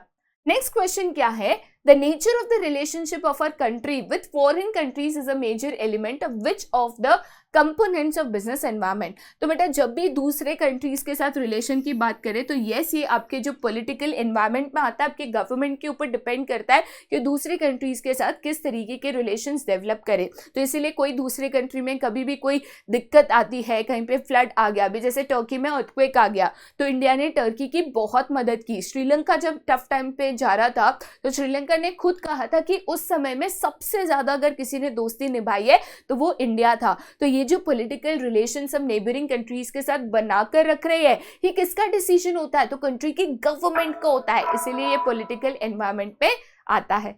ठीक है, आगे जाते हैं टू द नेक्स्ट क्वेश्चन जो कि पूछता है dash is an important function of marketing which is important not only for protection of the product but also serves as a promotional tool. सबसे पहले जब मैं प्रोटेक्शन ऑफ द प्रोडक्ट की बात करती हूँ तो भाई ये सीधा का सीधा मुझे पता है आता है पैकेजिंग में। ठीक है बेटा, पैकेजिंग का वन ऑफ द रोल्स होता है प्रोडक्ट को प्रोटेक्ट करना। ठीक है, जैसे फॉर एग्जाम्पल कोई स्नैकिंग आइटम्स है तो हम उसको एयर टाइट पैक करते हैं कि बाहर का जो एक्सटर्नल एनवायरनमेंट है उससे हम उसको प्रोटेक्ट कर सके, वो सॉगी ना हो जाए, खराब ना हो जाए एंड सो ऑन। बट एक उनका ये भी बात होता है जो आपका पैकेजिंग है, it acts as a silent promotion. आप पैकेजिंग पे ऑफर्स, डिस्काउंट्स, अट्रैक्टिव पैकेजिंग आप अट्रैक्टिव पैकेजिंग जब रखते हो, जैसे अगर परफ्यूम की बॉटल्स है तो लोग परफ्यूम की बॉटल्स प्रेफर करते हैं उसके लुक से, तो पैकेजिंग ही एक अट्रैक्टिव टूल है ना, जो लोग देखते हैं जिससे वो प्रोडक्ट लेते हैं, एक तरीके से अट्रैक्ट होते हैं। तो एक तरीके से वो एक साइलेंट प्रमोशनल टूल भी है, राइट। आगे जाते हैं टू द नेक्स्ट क्वेश्चन जो कि कहता है as part of regulations to be followed by advertisers the advertisement for a new brand of baby food for infants provides important information for potential buyer that is not recommended for infants under the age of 4 months। कौन सा dimension of business environment given है, right? याद रखो यहाँ पे मैंने clearly given है as a part of the regulation, right. मतलब ये मैंडेटरी है, रेगुलेशन है, रूल है, कायदा है जो आपको फॉलो करना है। तो जब कायदा रेगुलेशन की बात करती हूँ जो आपको फॉलो करना है तो yes that is legal environment. Rules, regulations, acts, ये ऐसे वर्ड है जिससे आपको पता चल जाना चाहिए कि यहाँ पे लीगल एनवायरनमेंट की बात हो रही है। ठीक है, आगे जाते हैं to the next that is dash ensures that the subordinates perform task on behalf of the manager thereby reducing his workload and providing him with more time to concentrate on important matters। क्या ensure करता है कि managers अपने काम पे focus कर सके और अपना जो काम है उसका एक हिस्सा सबऑर्डिनेट को करने दे दे। तो बेसिकली बेटा हम यहाँ पे बात कर रहे हैं डेलीगेशन की। ठीक है, तो जब हम डेलीगेशन करते हैं या डेलीगेशन ऑफ अथॉरिटी करते हैं तो एक तरीके से मैनेजर अपने काम को सबऑर्डिनेट्स को डेलीगेट कर देता है कि उसको अपने काम के लिए ज़्यादा टाइम मिले, वो अपने काम पे फोकस कर सके और बाकी काम अपने सबऑर्डिनेट से कर सके। ठीक है, नेक्स्ट क्वेश्चन बेटा यहाँ पे क्या है? Name the concept that refers to the number of subordinates that can be effectively managed by a superior. तो ये कंसेप्ट तो मैं आपको ऑलरेडी बता चुकी हूँ, इसको हम कहते हैं span of management. Span of management basically क्या होता है? तो स्पैन ऑफ मैनेजमेंट ये कहता है कि एक सुपीरियर एक साथ कितने सबऑर्डिनेट्स को हैंडल कर सकता है। जैसे मैं कहती हूँ 2 मैनेजर्स है ए एंड बी, ए एक साथ 50 लोगों की टीम हैंडल कर सकता है, बी एक साथ सिर्फ 30 लोगों की टीम हैंडल कर सकता है। तो ए का स्पैन ऑफ मैनेजमेंट है 50, बी का स्पैन ऑफ मैनेजमेंट है 30। और ये बहुत इंपॉर्टेंट होता है एक ऑर्गेनाइजेशनल स्ट्रक्चर डिजाइन करने में। नेक्स्ट क्वेश्चन क्या है? तो Taylor believe that there was only one best method to maximize efficiency, this method can be developed through study and analysis. यहाँ पे कौन सा प्रिंसिपल और साइंटिफिक मेथड गिवन है? तो one best method of doing work. Taylor हमेशा एक ही चीज कहते थे कि भले एक चीज को करने के मल्टीपल तरीके होते हैं बट उन मल्टीपल तरीकों में से एक मेथड ऐसा होता है जो बेस्ट सूटेबल होता है, जिसमें कम से कम कॉस्ट या कम से कम टाइम या मैक्सिमम एफिशिएंसी इन्वॉल्व होता है, और हमें उसी मेथड को खोज कर तलाश कर उस मेथड को फॉलो करना चाहिए जिससे हमारे ऑर्गेनाइजेशन में मैक्सिमम एफिशिएंसी आए। तो ये कौन सा साइंटिफिक मैनेजमेंट प्रिंसिपल है, राइट? तो यहाँ पे हम कौन से प्रिंसिपल की बात कर रहे हैं? That is science not a rule of thumb. तो यहाँ पे टेलर का कहना था कि भैया आप तुक्के से डिसीजन मत लो, हर एक काम करने का एक बेस्ट तरीका होता है, उसको ढूंढो और फिर उसके मुताबिक आप चलो, ठीक है? आगे जाते हैं टू द नेक्स्ट, जो कि कहता है India has launch its most advance geo imagining satellite which will always better monitor our subcontinents including its borders with neighbouring countries by imaging the country 4-5 times a day. The satellite is capable of near real-time monitoring of floods and cyclones. The factor constitutes which business environment? तो बेटा यहाँ पे मैं बात कर रही हूँ most advance geo imagining satellite, जो कि एक तरीके से एक बहुत ही एडवांस टेक्नोलॉजी है and that is why we are talking about technological environment, right? जब भी मैं ऐसे सैटेलाइट्स या इक्विपमेंट्स या मशीनरी की बात करती हूँ जो एडवांस है, जो नए ज़माने के हैं, जिसमें लेटेस्ट टेक्नोलॉजी है, जो बेटर परफॉर्म कर सकते हैं, तो yes that is technological environment. This is a result of research and development inventions in technology, ठीक है? आगे जाते हैं टू द नेक्स्ट क्वेश्चन, जो कि कहता है availability and affordability of the product were considered to be key of the success of a firm. यहाँ पे कौन सा कंसेप्ट ऑफ मार्केटिंग गिवन है? या तो बेसिकली हम अगेन यहाँ पे फिलॉसॉफीज ऑफ मार्केटिंग की बात कर रहे हैं। तो अवेलेबिलिटी एंड अफोर्डेबिलिटी, अफोर्डेबिलिटी की अगर बात करें तो बेसिकली हम कॉस्ट की बात कर रहे हैं, तो ज़्यादा बनाकर कम से कम कॉस्ट में अवेलेबल करना, प्रोडक्ट अगर सस्ता है, अवेलेबल है तो लोग उसको खरीदेंगे। ये कौन सा कंसेप्ट कहता था? तो भाई ये प्रोडक्शन कंसेप्ट कहता था। प्रोडक्शन कंसेप्ट का एक ही एम था, लार्ज स्केल प्रोडक्शन करना, इकोनॉमीज ऑफ स्केल का बेनिफिट लेना कि प्रोडक्ट सस्ते से सस्ता बने और मार्केट में भर भर के अवेलेबल हो कि लोग उसको जरूर खरीदे, ठीक है? आगे जाते हैं टू द नेक्स्ट क्वेश्चन, जो कि कहता है aiming to revive Jammu and Kashmir's attraction as a top location for film shooting, the Jammu and Kashmir Film Policy 2021 offers a host of incentives to the filmmakers such as subsidies, low long-term interest rates for films with patriotic and certain other themes shot in Jammu and Kashmir, for giving work opportunities to local artists. This will have an impact on the business enterprise in the state. Which component of business environment is highlighted here? तो basically Jammu and Kashmir को develop करने के लिए, state development लाने के लिए, वहाँ के लोगों को एम्प्लॉयमेंट अपॉर्चुनिटीज मिले, वहाँ पे लोग आए, अपने फिल्म्स की शूटिंग करें, जिससे वहाँ पे काम क्रिएट हो, ठीक है? ये कौन सा डायमेंशन ऑफ बिजनेस एनवायरनमेंट है? तो बेसिकली बेटा हम यहाँ पे बात कर रहे हैं इकोनॉमिक एनवायरनमेंट की, जहाँ पे ये कोशिश की जा रही है कि जम्मू और कश्मीर की जो स्टेट इकोनॉमी है उसको अपलिफ्ट किया जाए, उनका revenue as a state increase किया जाए, गवर्नमेंट को टैक्सेस मिले, लोगों को एम्प्लॉयमेंट अपॉर्चुनिटीज मिले, उनकी जो यहाँ पे बेरोजगारी है वो रिड्यूस हो, ठीक है? तो यहाँ पे हम इकोनॉमिक एनवायरनमेंट या इकोनॉमी ऑफ अ स्टेट की बात कर रहे हैं, ठीक है? आगे जाते हैं टू द नेक्स्ट क्वेश्चन, जो कि कहता है the Toppers group is looking to make a foray into manufacturing और semiconductors and it has set up a business to seize the business opportunity and add to its prospects in the long run. मतलब basically Toppers group जो है वो ये चाहता है कि वो जो सेमीकंडक्टर्स का बिजनेस है उसमें अपना पैर रखे या उसमें अपनी बिजनेस को जमाए, ठीक है? कंपनी ने साथ ही साथ बहुत सारे नए और प्रोजेक्ट्स जैसे कि इलेक्ट्रॉनिक्स है, 5G है, ठीक है, 5G नेटवर्क इक्विपमेंट है, एज वेल एज सेमीकंडक्टर्स, इसमें ये कंपनी एंटर कर रही है। मतलब वो एक बिजनेस में एंटर नहीं कर रही है, मल्टीपल बिजनेसेस में एंटर करके आगे आने की कोशिश कर रही है। तो यहाँ पे कौन सा ऑब्जेक्टिव ऑफ मैनेजमेंट है? तो बेसिकली बेटा यहाँ पे जाहिर सी बात है हम ग्रोथ की बात कर रहे हैं कि एज अ कंपनी जब हम डाइवर्सिफाई करते हैं, जब हम एक्सपैंड करते हैं, तो उसमें हम ग्रोथ की बात कर रहे हैं कि और बिजनेस लाइन्स में एंटर करके हम कंपनी को ग्रो करना चाह रहे हैं।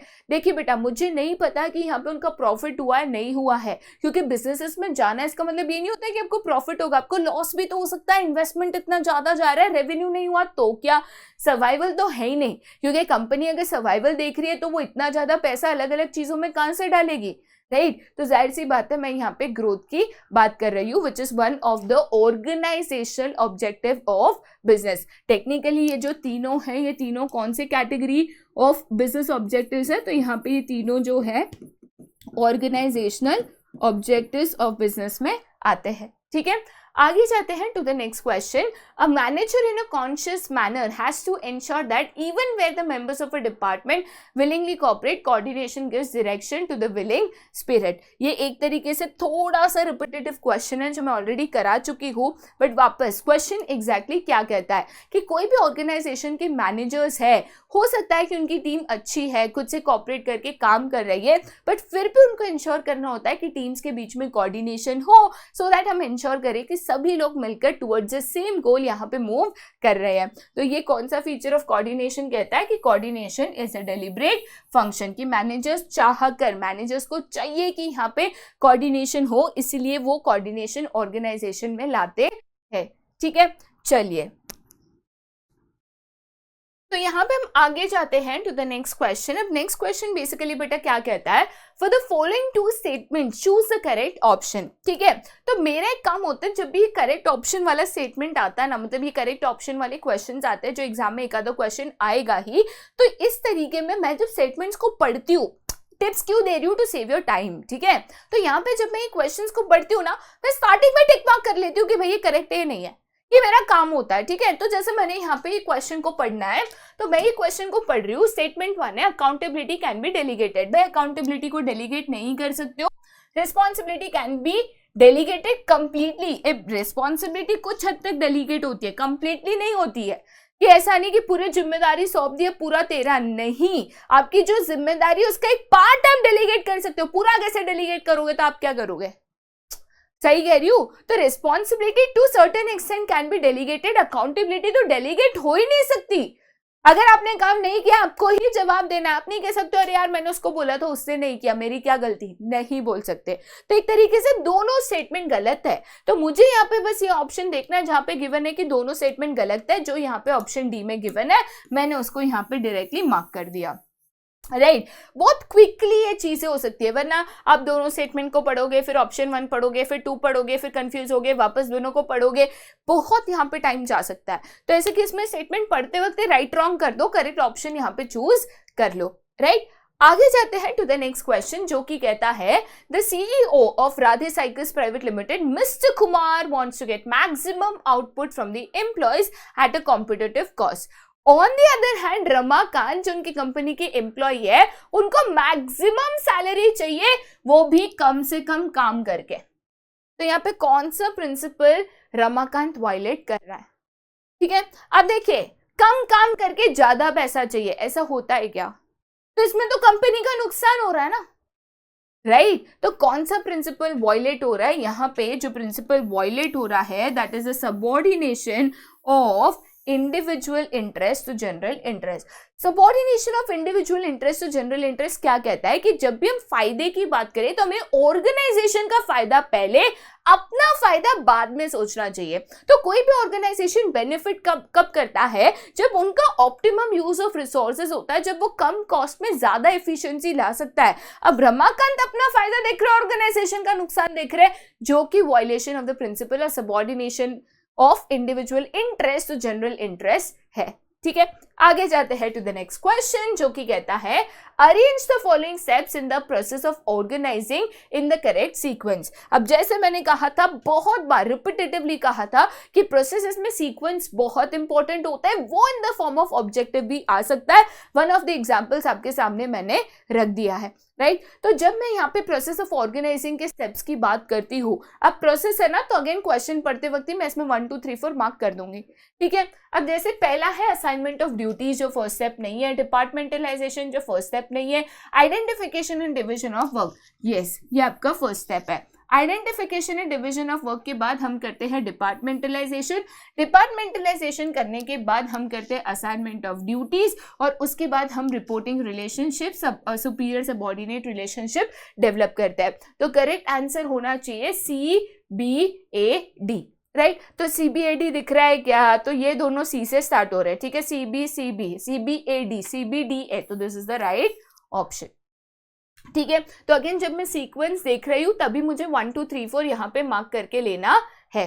राइट, नेक्स्ट क्वेश्चन क्या है, the production department at Karishma limited, a firm manufacturing readymade garments for men, has an objective to increase production by 10%, but the sales department does not approve of the increase in production till changes are brought about in the product to incorporate latest fashion. ठीक है, these kinds of conflicts bring light to the following importance of force that can help to accomplish the linking activities of various departments। देखो बेटा, technically क्या होता है, तो हर एक डिपार्टमेंट के अपने अपने ऑब्जेक्टिव्स होते हैं। अब प्रोडक्शन डिपार्टमेंट कहता है कि मुझे ज्यादा प्रोड्यूस करना है, सेल्स डिपार्टमेंट कहता है कि नहीं, अभी हम ज्यादा प्रोड्यूस नहीं कर सकते, क्योंकि हम जो इंडस्ट्री में है, गारमेंट इंडस्ट्री, मतलब हम जो कपड़े बना रहे हैं, इसमें फैशन बहुत इंपॉर्टेंट होता है। तो जब तक हम लेटेस्ट फैशन नहीं इनकॉर्पोरेट कर पाते, लेटेस्ट फैशन की चीजें नहीं बना पाते, ज्यादा बना के डेड स्टॉक कैसे करोगे? आप तो ओल्ड फैशन की चीज बना दोगे, हम उसको बेचेंगे कैसे? सेल्स डिपार्टमेंट ये कह रहा है। तो टेक्निकली सेल्स डिपार्टमेंट और प्रोडक्शन डिपार्टमेंट में एक तरीके से क्लैश है। ये क्लैश क्यों है बेटा? क्योंकि दोनों में एक तरीके से यहाँ पे फंक्शनल डिफरेंशिएशन है। प्रोडक्शन डिपार्टमेंट का मेन फंक्शन होता है to increase the production, sales department का मेन काम होता है टू इंक्रीज द सेल्स। इसीलिए दोनों अपने अपने फंक्शन या अपने अपने टारगेट पे फोकस कर रहे हैं। ठीक है, तभी कोऑर्डिनेशन बहुत इंपॉर्टेंट होता है। ठीक है, आगे जाते हैं to the next, the marketing management philosophy which is based on the premise that any activity which satisfy human needs but does not pay attention to ethical and ecological aspect of marketing cannot be justified। तो देखो बेटा, एक ही marketing concept है जो environmental friendly product बनाओ, environment pollution reduce करो, ethical practices अपना उसके ऊपर फोकस करती है, जो कि यहाँ पे सोसाइटल मार्केटिंग कंसेप्ट है। सोसाइटल का मतलब होता है कि बेसिकली ये यहाँ पे सोसाइटी के वेलफेयर के ऊपर फोकस करती है कि भाई सोसाइटी का बेनिफिट सोचो, सोसाइटी के लोगों का बेनिफिट सोचो। Marketing concept, production concept, product concept, इसमें कोई सोसाइटी का बेनिफिट नहीं सोचा जाता है। राइट, नेक्स्ट क्वेश्चन क्या कहता है कि Ravi joined a marketing firm as a sales manager. On his first day in the company during the orientation program, the CEO of the company told Ravi that he will have to simultaneously perform the functions of the management, planning, organizing, staffing, directing, controlling all the time. मतलब basically CEO ने रवि को क्या कहा कि 5 functions of management होते हैं जो तुझे regularly simultaneously all the time perform करने होंगे। तो बेसिकली क्वेश्चन ये है कि कौन सा कैरेक्टरिस्टिक्स ऑफ मैनेजमेंट यहाँ पे बताता है। राइट, तो यहाँ पे all the time, continuously, regularly perform करना, तो जाहिर सी बात है ये कहता है कि management is a continuous process. देखो बेटा, मैनेजमेंट एक बार किया खत्म हो गया ऐसा नहीं होता है। थ्रू आउट द प्रोसेस जब तक आपके गोल्स अचीव नहीं होते, मैनेजमेंट की जरूरत पड़ती है। गोल्स अचीव हुए, वापस आप नए गोल सेट करोगे, वापस उसको अचीव करने का प्रोसेस करोगे। तो management is continuous in nature, वो थ्रू आउट द टाइम चलते रहता है। ठीक है, आगे जाते हैं टू द नेक्स्ट क्वेश्चन, जो कि कहता है the techniques of scientific management given by Taylor which aims to establish interchangeability of manufactured parts. ये कौन सा टेक्निक है? तो बेसिकली बेटा हम यहाँ पे बात कर रहे हैं स्टैंडर्डाइजेशन की। देखिए बेटा, स्टैंडर्डाइजेशन एंड सिंप्लीफिकेशन दो अलग चीजें थी। स्टैंडर्डाइजेशन की अगर बात करें तो स्टैंडर्डाइजेशन में टेलर ने क्या कहा था कि जब भी हम प्रोडक्शन करें, हमें ये इंश्योर करना है कि सारे प्रोडक्ट्स जो हो वो यहाँ पे होमोजीनियस हो, सेम क्वालिटी हो, सेम डिजाइन हो, सेम साइज हो, सेम कलर्स हो, सेम फीचर्स हो। ऐसे नहीं कि कुछ प्रोडक्ट एक जैसे, कुछ प्रोडक्ट अलग है। इसीलिए मैन्युफैक्चर करते वक्त जो भी यहाँ पे फिक्स एसेट यूज होता है, जो भी quality of raw material use होता है, वो स्टैंडर्डाइज होना जरूरी है। स्टैंडर्डाइज है तो आप इंटरचेंजेबिलिटी भी कर सकते हो। जैसे फॉर एग्जांपल मान के चलो एक फैक्ट्री में 4 मशीन है, एक फैक्ट्री में 3 मशीन है। अब 3 मशीन जहाँ पे है वहां पे एक खराब हो गया, यहाँ पे एक ज्यादा पड़ा है, तो मैंने ये मशीन लेके वहां पे भेज दिया, क्योंकि टेक्निकली दोनों जगह पे मशीन तो सेम है, तो इधर का उधर करा तो कोई दिक्कत नहीं आएगी। ठीक है, तो ये इंटरचेंजेबिलिटी एक तरीके से स्टैंडर्डाइजेशन की वजह से पॉसिबल होती है। नेक्स्ट क्वेश्चन पे जाते हैं। अगेन करेक्ट है नहीं है तो भाई स्टेटमेंट पढ़ते वक्त मार्क कर लेना। ठीक है, स्टेटमेंट 1 क्या कहता है कि advertising is an impersonal form of communication. भाई ये करेक्ट है, एडवर्टाइजिंग इम्पर्सनल होता है। ठीक है, वो किसी एक व्यक्ति के लिए कि डियर सो एंड सो नहीं बनाया जाता है। जनरलाइज एडवर्टीजमेंट होती है जो सबके लिए सेम होती है, irrespective of gender, person, age etcetera. Second statement क्या कहता है कि एडवर्टाइजिंग लैक्स डायरेक्ट फीडबैक। हाँ भाई, एडवर्टीजमेंट जब लोग देखते हैं तो बिकॉज ये बल्क में जनरलाइज पब्लिक तक पहुंचा सकती है, तो डायरेक्ट फीडबैक आपको नहीं मिलता। अब आप जब पर्सनल सेलिंग कर रहे हो, ठीक है, तो डायरेक्ट फीडबैक मिलता है, यार ये अच्छा नहीं है, देखो इसकी फिनिशिंग नहीं है, बट एडवर्टाइजिंग में ऐसा नहीं मिलता। तो टेक्निकली दोनों स्टेटमेंट पे टिक मार्क आया, तो both statements are correct correct correct, हाँ ये आपका सही ऑप्शन है। ठीक है, आगे जाते हैं टू द नेक्स्ट क्वेश्चन, जो कि कहता है कि KTX group is rolling out an initiative to help create wealth for its employees through the implementation of employee stock option. Through motivation and leadership, the management will help individuals to develop team spirit, cooperation, commitment for the success of the group. अब यहाँ पे कौन सा importance of management highlighted है? Employees को stock option देना, employees के बारे में सोचना कि employees cooperate करे, employees में team spirit आए, उनमें motivation and leadership लाना। तो भाई यहाँ पे मैं बात कर रही हूँ management helps in achieving personal objectives। ठीक है, क्योंकि यहाँ पे मैंने कहा कि ये जो कंपनी है creation of wealth of employees पे फोकस कर रही है। एज एन एम्प्लॉय हमेशा आपका वन ऑफ द ऑब्जेक्टिव्स होगा कि आप ज्यादा से ज्यादा पैसे अर्न कर सको, क्रिएशन ऑफ वेल्थ कर सको, ज्यादा इनकम जनरेट कर सको, जो कि ESOP से कंपनी आपका ऑब्जेक्टिव फुलफिल कर रही है, राइट और असली में सही मैनेजमेंट वही होता है या अच्छा मैनेजमेंट वही होता है जो ऑर्गेनाइजेशन ऑब्जेक्टिव के साथ साथ एम्प्लॉयज के पर्सनल ऑब्जेक्टिव को भी फुलफिल करे। तो ऑर्गेनाइजेशन में मुझे टीम स्पिरिट चाहिए, कोऑपरेशन चाहिए, लोग मोटिवेशन के साथ काम करें, मैक्सिमम एफिशिएंसी लाए, ये ऑर्गेनाइजेशनल ऑब्जेक्टिव्स है, बट एम्प्लॉय के पर्सनल ऑब्जेक्टिव्स अलग है, तो यहाँ पे दोनों फुलफिल हो रहे हैं ना, ये सही मैनेजमेंट होता है। ठीक है, जो एक बैलेंस बनाए रखे between the both. Next question क्या है? असर्शन है प्लानिंग इज फ्यूचरिस्टिक, रीजन है planning is concern with the future which is certain and does not require forecast. भाई देखो, प्लानिंग इज फ्यूचरिस्टिक ये सही है, ठीक है, असर्शन करेक्ट है, बट जो रीजन गिवन है कि प्लानिंग फ्यूचरिस्टिक है वो रॉन्ग है। फ्यूचर कभी भी सर्टेन हो ही नहीं सकता। फ्यूचर सर्टेन, आपको पता है कि कल उठ के क्या होने वाला है? Future can never be certain. Future में अनसर्टेनिटी होती है, आपको नहीं पता होता है कब क्या कहां कैसे होगा, तो रीजन तो गलत है। तो आपको ऑप्शन ढूंढना है जो कहता है A is correct, R is incorrect. ठीक है, A is correct and R is correct, A is correct, R is incorrect, both A and R are correct. नहीं, ये तो नहीं है। A is correct and R are correct, no, both A and R are correct and R is not the explanation of A। ठीक है, ये R is not the correct explanation of A होना चाहिए। नहीं भाई, दोनों करेक्ट है ही नहीं, तो भाई A is correct and R is incorrect, इसको मैं यहाँ पे सिलेक्ट करूंगी। ठीक है, आगे जाते हैं to the next question. Textile manufacturer Super Textiles reported 43% fall in its profit in the fourth quarter ended 31st March, which is beyond the acceptable range of 25%। मतलब मैंने यहाँ पे बेसिकली एक लिमिट सेट करी थी, एक एक्सेप्टेबल रेंज था कि 25% से प्रॉफिट डिक्रीज होगा, तो ठीक है, बट ये एक्चुअल में 43% से डिक्रीज हुआ, जो कि उनकी एक्सेप्टेबल लिमिट से ज्यादा है। तो इसकी वजह से कंपनी का रीजन क्या था कि उनका कॉस्ट बढ़ा, lower yield in accountancy, demonetization के कारण बेसिकली ये हुआ। The company aims to implement cost saving measures by restructuring contracts and its business processes to meet its target in the future। कौन सा फंक्शन ऑफ मैनेजमेंट है? इतना तामझाम किया इस क्वेश्चन में। जब ये क्वेश्चन दिया था in one of the test, तो बच्चे इसको अटेम्प्ट ही नहीं कर पाए थे। ठीक है, मैं पहले की बात कर रही हूँ, प्रीवियस क्वेश्चन पेपर से लिया गया क्वेश्चन है, एंड आई रिमेंबर मैंने इसको काफी टेस्ट में पूछा है। रीजन क्या है पता है? क्योंकि इतना तामझाम है इस क्वेश्चन में कि टाइम लगता है सोचने। बट जैसे मैं कहती हूँ ना, टेक की पॉइंट्स। एक सिंपल चीज मैं आपको बताती हूँ, सिंपल चीज। उन्होंने बोला कि टेक्सटाइल मैन्युफैक्चरर कंपनी ने 43% फॉल इन प्रॉफिट्स किया, उनका प्रॉफिट 43 से रिड्यूस हुआ, जबकि उनकी एक्सेप्टेबल लिमिट थी 25% की। और इसके लिए उन्होंने सोचा कि अब क्या करें, 25% तक होता तो कोई दिक्कत नहीं थी।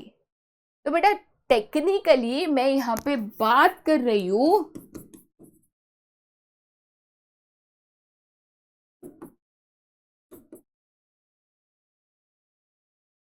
मैनेजमेंट बाय एक्सेप्शन की, कि मैंने पहले से डिसाइड किया था कि 25% तक प्रॉफिट गिर सकता है, तो मुझे दिक्कत नहीं थी, एज इट इज चलने देती मैं।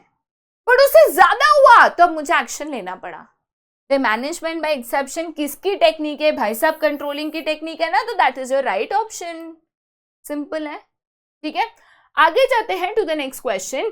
महिमा Jain is the senior manager in the advisory service department of Codes limited. She regularly prepares performance reports of her subordinates as a part of the appraisal.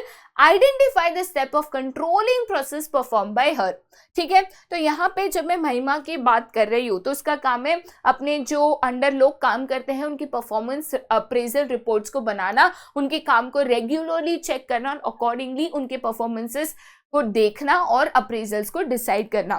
तो बेसिकली यहाँ पे महिमा क्या कर रही है? She is measuring the actual performance के लोग क्या काम कर रहे हैं, हमने उससे क्या एक्सपेक्टेशन रखे थे, क्या काम सो दिया था, अकॉर्डिंगली उनका परफॉर्मेंस कैसा रहा। देखिए बेटा, परफॉर्मेंस अप्रेजल एक बहुत इंपॉर्टेंट क्राइटेरिया पे डिपेंड करता है कि क्या हमने आपको काम दिया था, क्या हमने आपसे एक्सपेक्ट किया था और आप उसके ऊपर कितने खरे उतरे। एक होता है कि आप एक्सपेक्टेशन के मुताबिक करो, एक होता है कि आप उससे बेहतर करो, बियॉन्ड एक्सपेक्टेशन करो। तो उसी बेसिस पे आपका जो अप्रेजल है, इंक्रीमेंट है, प्रमोशन है, वो एक तरीके से डिपेंड करता है। ठीक है, आगे जाते हैं टू द नेक्स्ट क्वेश्चन जो कि कहता है REI agro food limited is a famous multinational company जिसमें mister SK Nagi is finance manager. He is making efforts to increase the market value of capital invested by the equity shareholders. He already knew it could be possible only when price of the shares increases. जो increase हो सकता है जब आप proper financing, investment and dividend decision low. He did the same and achieved success. Which objective of financial management has been referred here? देखा जाए तो financial management की अगर बात करूँ उसका प्राइमरी ऑब्जेक्टिव हमेशा maximizing the wealth of equity share holders है, जो कि यहाँ पे केस स्टडी में क्लियरली गिवन भी है कि एक तरीके से वो कोशिश कर रहे हैं कि इक्विटी शेयर होल्डर्स के जो शेयर्स है उसकी मार्केट प्राइस बढ़े। तो यहाँ पे वो इक्विटी शेयर होल्डर्स की वेल्थ मैक्सिमाइज की बात कर रहे हैं ना कि भाई आज जो मेरा 100 रुपए का शेयर है वो कल उठ के 130 का हो, परसों 150 का हो, देन 200 का हो। तो maximization of share holders wealth की बात कर रहे हैं, जो कि हमेशा primary objective of financial management था, है और रहेगा, because share holders are the owners of the company. तो हर एक डिसीजन उनके बेनिफिट के मुताबिक लिया जाना चाहिए। ठीक है, आगे जाते हैं टू द नेक्स्ट क्वेश्चन जो कि कहता है decision related to investment in fix assets उसको क्या कहते हैं? जैसे मैंने आपको बताया था उसको कैपिटल बजटिंग डिसीजन या तो आप जो है उसको एक तरीके से इन्वेस्टमेंट डिसीजन भी कहते हो। ठीक है, आगे जाते हैं to the next question. Dividend is that portion of profit which is distributed to the share holders and undistributed profit जो आप साइड में रखते हो उसको क्या कहते हैं? तो बेटा उसको रिटेन्ड अर्निंग कहते हैं। तो मान के चलो ये आपका जो है this is your total residual income. Residual income क्या होता है बेटा? तो सारे खर्चे निकालने के बाद आपने एक्सपेंसेस निकाले, इंटरेस्ट पे किया, टैक्सेस जो पे करने थे वो पे किया, आपने प्रेफरेंस शेयर होल्डर का डिविडेंड पे किया, तो उसके बाद जो इनकम बच जाती है उसको रेसिडुअल इनकम कहते हैं। और ये जो रेसिडुअल इनकम होती है इसको हम डिस्ट्रीब्यूट करते हैं to the equity share holders जिसको हम कहते हैं डिविडेंड।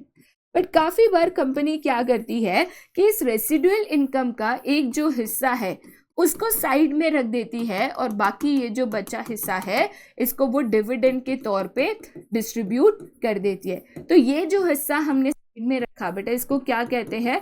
इसको रिटेन्ड अर्निंग कहते हैं। ठीक है, या तो फ्लोइंग बैक ऑफ प्रॉफिट भी आप इसको कह सकते हो। ठीक है, आगे जाते हैं टू द नेक्स्ट क्वेश्चन जो कि कहता है which of the following statement is not correct. ठीक है, तो इनमें से गलत स्टेटमेंट आपको बेसिकली ढूंढना है। Debt is considered as cheaper to equity. Okay. Interest on debt is deductible for tax purpose. ठीक है. Issue of more equity में dilute shareholders control सही है. If the return on investment is more than the cost of debt, the company should prefer equity to debt. भाई ये गलत है. ठीक है. यहाँ पे अगर मैं ट्रेडिंग ऑन इक्विटी की बात करूं तो ट्रेडिंग ऑन इक्विटी क्या कहता है कि if your return on investment is greater than the rate of interest. Cost of debt क्या होता है, तो डेट के ऊपर हम इंटरेस्ट पे करते हैं जो कि कॉस्ट ऑफ डेट है। अगर it is more than rate of interest तो यहाँ पे ज्यादा से ज्यादा डेट आप कैपिटल स्ट्रक्चर में ला सकते हो, जिससे जो शेयर होल्डर का ईपीएस है, अर्निंग पर शेयर है, वो इंक्रीज हो सकता है, जिससे उनका बेनिफिट है, मैक्सिमाइजेशन ऑफ वेल्थ होता है। ठीक है, आगे चलते हैं टू द नेक्स्ट क्वेश्चन, जो कि कहता है a textile company is diversifying and starting a steel manufacturing plant, set the effect of diversification on the fixed capital requirement. तो जब भी मैं नया बिजनेस स्टार्ट कर रही हूँ, ठीक है, मैं नए प्रोडक्ट मैन्युफैक्चरिंग में जा रही हूँ, जाहिर सी बात है उसके लिए जो प्लांट है, जो बिल्डिंग है, जो मशीनरी है, जो टेक्नोलॉजी है, उसकी रिक्वायरमेंट होगी। पहले मैं टेक्सटाइल्स बनाती थी, अब मैं स्टील में जा रही हूँ, तो जो मशीनरी, टेक्नोलॉजी, प्लांट, मशीनरी है, सब कुछ अलग होगा। तो ऐसे केस में मेरी जो फिक्स कैपिटल रिक्वायरमेंट है वो इंक्रीज होगी जितना मैं ज्यादा डाइवर्सिफाई करूंगी। तो ज्यादा डाइवर्सिफिकेशन, ज्यादा फिक्स कैपिटल, कम डाइवर्सिफिकेशन, कम फिक्स कैपिटल। सिमिलरली ज्यादा एक्सपेंशन, ज्यादा ग्रोथ, तो ज्यादा फिक्स कैपिटल की रिक्वायरमेंट होगी and vice versa.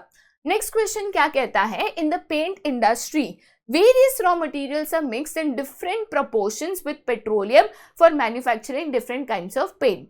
One specific raw material is not readily available to the manufacturing company. Bonter Paints company is also facing this problem because of the shortage, और इसके लिए उनका जो time lag है कि order place करके उसको बन के जो डिलीवरी होती है उसको कहते हैं टाइम लैग, ये बढ़ते जा रहा है। बट एक बार ये रॉ मटेरियल मिल गया तो पेंट को बनाने में काफी कम टाइम लगता है। ठीक है, क्वेश्चन ये है कि identify the factor affecting working capital requirement of this industry. Basically सवाल बहुत सिंपल है। सवाल कहता है कि पेंट बनाने के लिए बहुत सारा रॉ मटेरियल लगता है, रॉ मटेरियल है रेडिली अवेलेबल, तो बस मिक्स करके पेंट बनाना है, बहुत जल्दी हो जाएगा। बट दिक्कत यह है कि पेंट बनाने के लिए जो रॉ मटेरियल लगता है उनमें से एक रॉ मटेरियल मार्केट में शॉर्टेज में है, इजीली अवेलेबल नहीं है। तो बॉन्टन करके कंपनी इस शॉर्टेज की वजह से दिक्कत फेस कर रही है कि रॉ मटेरियल नहीं मिलता, तो उनको ऑर्डर आने के बाद भी पहले रॉ मटेरियल लाने में समय लगता है, इसलिए ऑर्डर कंप्लीट करने में समय लगता है। तो वर्किंग कैपिटल रिक्वायरमेंट पे कौन सा फैक्टर है जो यहाँ पे अफेक्ट करेगा, तो भाई that is your availability of raw material. देखो बेटा, रॉ मटेरियल अवेलेबल नहीं होता है ना रेडीली, तो आपको बल्क में मंगा के उसको स्टोर करके रखना पड़ता है कि बार बार ऑर्डर करोगे तो बहुत टाइम लगता है। तो बल्क में मंगा के स्टोर करके रखो, जब जरूरत है उसको यूज करते जाओ। तो इसीलिए ज्यादा मंगाओगे तो जाहिर सी बात है वर्किंग कैपिटल रिक्वायरमेंट इंक्रीज हो जाएगा। ठीक है, आगे जाते हैं टू द नेक्स्ट क्वेश्चन, जो कि कहता है assertion है financial planning means estimating the requirement of a business and determining sources of funds. Reason है capital structure refers to the mix between owners and borrowed funds. अब यहाँ पे भाई सवाल ये है कि फाइनेंशियल प्लानिंग का मतलब होता है कि रिक्वायरमेंट्स ऑफ अ बिजनेस देखो और डिटरमाइन करो द सोर्सेस ऑफ फंड्स। ठीक है, जो कि आप कह सकते हो कि एक तरीके से ये करेक्ट है, राइट। कैपिटल स्ट्रक्चर मिक्स होता है बिटवीन ओनर्स कैपिटल या तो इक्विटी एंड डेट, हाँ ये भी सही है, बट क्या एक को जस्टिफाई रीजन करता है? Financial planning means estimating the requirement of business and determining the sources of funds because capital structure refers the mix, ये मैच नहीं होता है भाई। तो दोनों सही है, but R is not the correct explanation of A, बिल्कुल नहीं है। ठीक है, कैपिटल स्ट्रक्चर अलग कंसेप्ट है, फाइनेंशियल प्लानिंग अलग कंसेप्ट है, राइट। नेक्स्ट क्वेश्चन पे जाते हैं। The ABC Limited wants to raise 500 crores to fulfill its expansion plans by issue of equity share. तो ऐसे केस में वो कौन से मार्केट में जाएगा? भाई सेकेंडरी मार्केट में तो जा ही नहीं सकता, क्योंकि सेकेंडरी मार्केट जो है वो एक तरीके से फोकस करता है ऑन रीसेल। बट यहाँ पे कंपनी खुद इश्यू करना चाहती है इक्विटी शेयर्स, तो वो प्राइमरी मार्केट में जाएगा जहाँ पे फ्रेश इश्यू होता है। ठीक है, जहाँ पे कंपनी खुद जो है सिक्योरिटीज को इशू करती है, लोगों को या पब्लिक को सेल करके फंड्स को इकट्ठा करती है।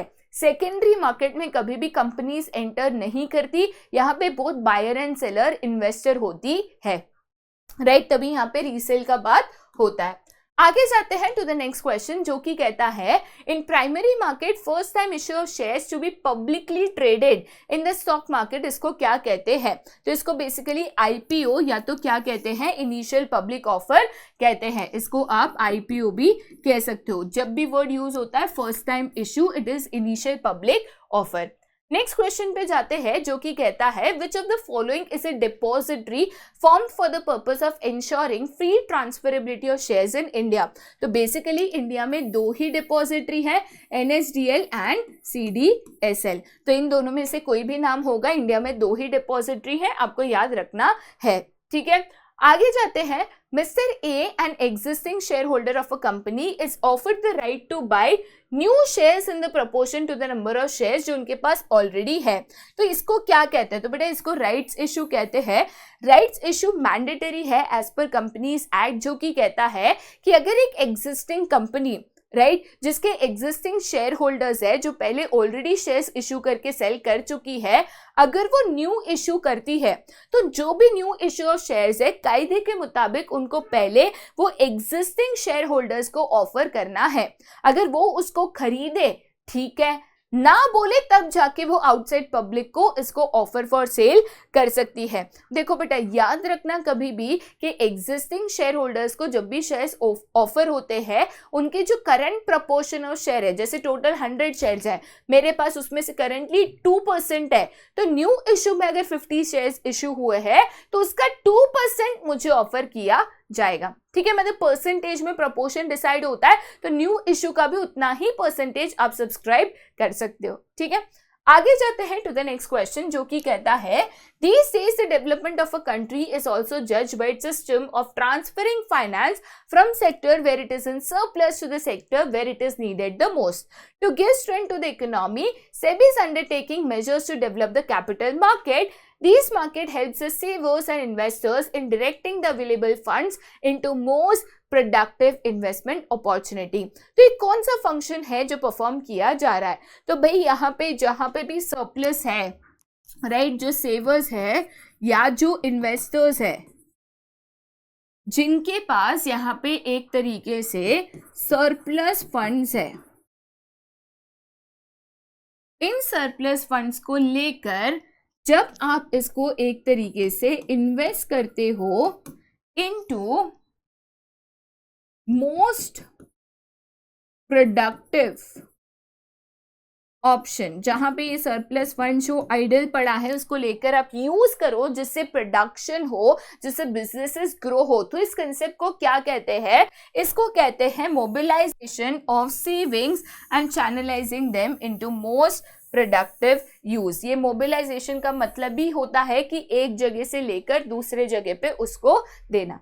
ठीक है, आगे जाते हैं टू द नेक्स्ट क्वेश्चन, जो कि कहता है dash is manipulating the market price of shares by increasing और डिक्रीजिंग देयर प्राइसेस। ठीक है, तो ये जो इंक्रीज एंड डिक्रीज किया जाता है प्राइसेस का, इसको कहते हैं प्राइस रिगिंग। और यही प्राइस रिगिंग को रोकने के लिए सेबी के प्रोटेक्टिव फंक्शंस होते हैं, जहाँ पे ये हम जो मैनिपुलेशन करते हैं, देखो बेटा प्राइस तो बढ़ता है कम होता है, बढ़ता है कम होता है, बट वो बेस्ड होता है डिमांड एंड सप्लाई फैक्टर्स के ऊपर। बट जब हम इसको पर्पसली मैनिपुलेट करते हैं अपने बेनिफिट के लिए, तो इसको प्राइस रिगिंग कहते हैं, जो कि सेबी यहाँ पे अलाउ नहीं करता।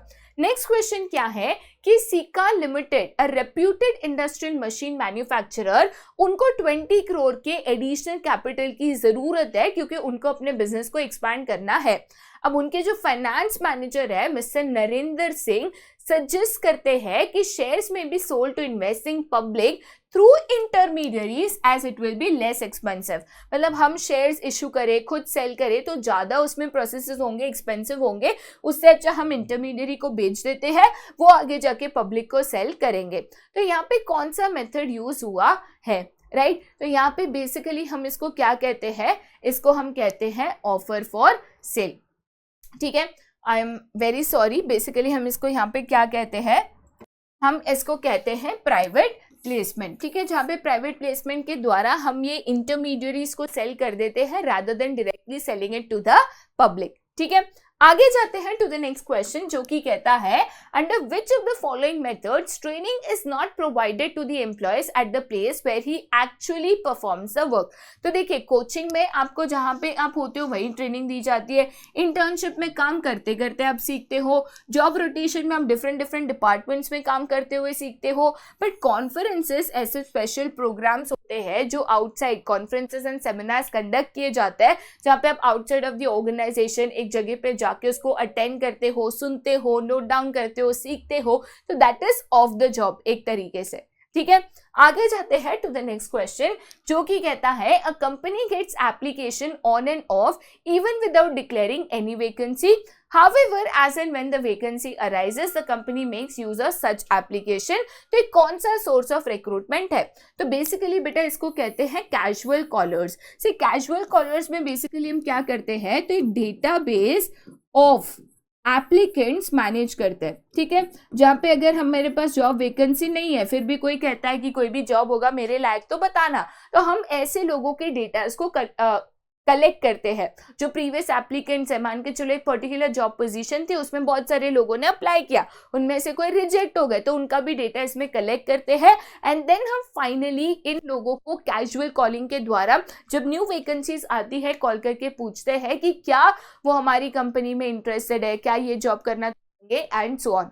ठीक है, आगे जाते हैं टू द नेक्स्ट क्वेश्चन जो कि कहता है भगवती एंटरप्राइज एक कंपनी है engaged in the marketing of air conditioners of a famous brand. The company has a functional structure with 4 main functions, purchase, sales, finance and staffing, right? As the demand of the product grew, the company decided to recruit more employees. Identify the concept which will help the human resource manager to find the number and type of personnel available so that he could decide and recruit the required number of person.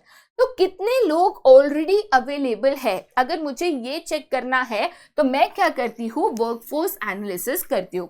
देखो बेटा workforce analysis basically क्या होता है, तो workforce analysis आपको बताता है कि कितने लोग आपके पास अवेलेबल ऑलरेडी है, उसके मुताबिक आप एडिशन लोगों को रिक्रूट करो।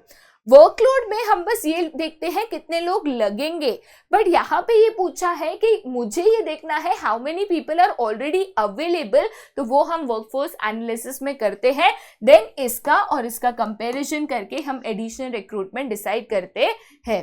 ठीक है, आगे जाते हैं टू द नेक्स्ट क्वेश्चन जो कि कहता है for the following 2 statements again choose the correct option. तो स्टेटमेंट 1 कहता है internship method of training is a part of the job, जो कि गलत है भाई, ये ऑफ द जॉब नहीं ऑन द जॉब मेथड है। Vestibule training is a method used in training of employees, हाँ भाई ये भी एक ट्रेनिंग मेथड है। तो टेक्निकली स्टेटमेंट 1 जो है वो इनकरेक्ट है, स्टेटमेंट 2 है वो करेक्ट है। तो यहाँ पे statement 2 is correct and statement 1 is wrong, ये ऑप्शन आपको चूज करना है, राइट? आगे जाते हैं टू द नेक्स्ट क्वेश्चन जो कि कहता है which one word for all the forms of payments or rewards is given to the employee। तो हम जो अलग अलग रिवॉर्ड्स देते हैं, चाहे वो सैलरी हो, वेजेस हो, परक्विसाइड्स हो, ठीक है, इनडायरेक्ट अलाउंसेस हो, रिकॉग्निशन हो, तो एक वर्ड जो इन सारे रिवॉर्ड्स को कंपाइल करता है उसको क्या कहते हैं, तो बेटा उसको कंपेंसेशन कहते हैं। क्या कहते हैं उस वर्ड को? कंपेंसेशन कहते हैं। नेक्स्ट क्वेश्चन क्या है, Taj Hotel Resorts and Palaces is honored to be a part of Harvard Business School case study in which the spirit, loyalty and resilience of the employees during the 26/11 terror attack has been recognized as an exemplary display of leadership. It was found out that Tata Group gives more weightage to the value system of the candidates while selecting them. तो ऐसे case में which type of selection test Tata group must be focusing eight.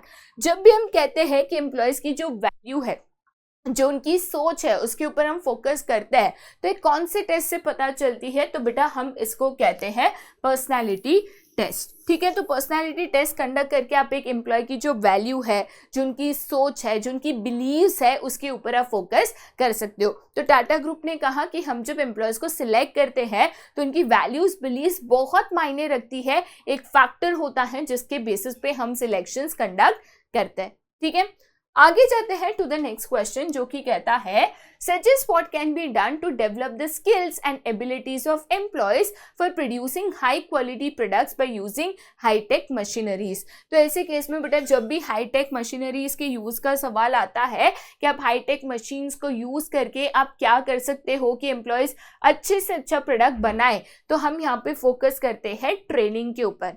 ठीक है, training का main काम होता है कि एम्प्लॉयज में एडिशनल स्किल्स डेवलप करना, उनको proper use of high tech machinery सिखाना कि वो उसको अच्छे से यूज करके best of the product efficiently produce करें।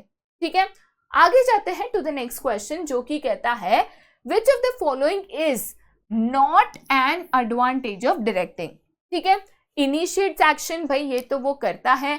इंटीग्रेट्स एम्प्लॉयज एफर्ट्स, यस वो करता है। प्रोवाइड्स लीडरशिप, यस ये one of the elements of directing है।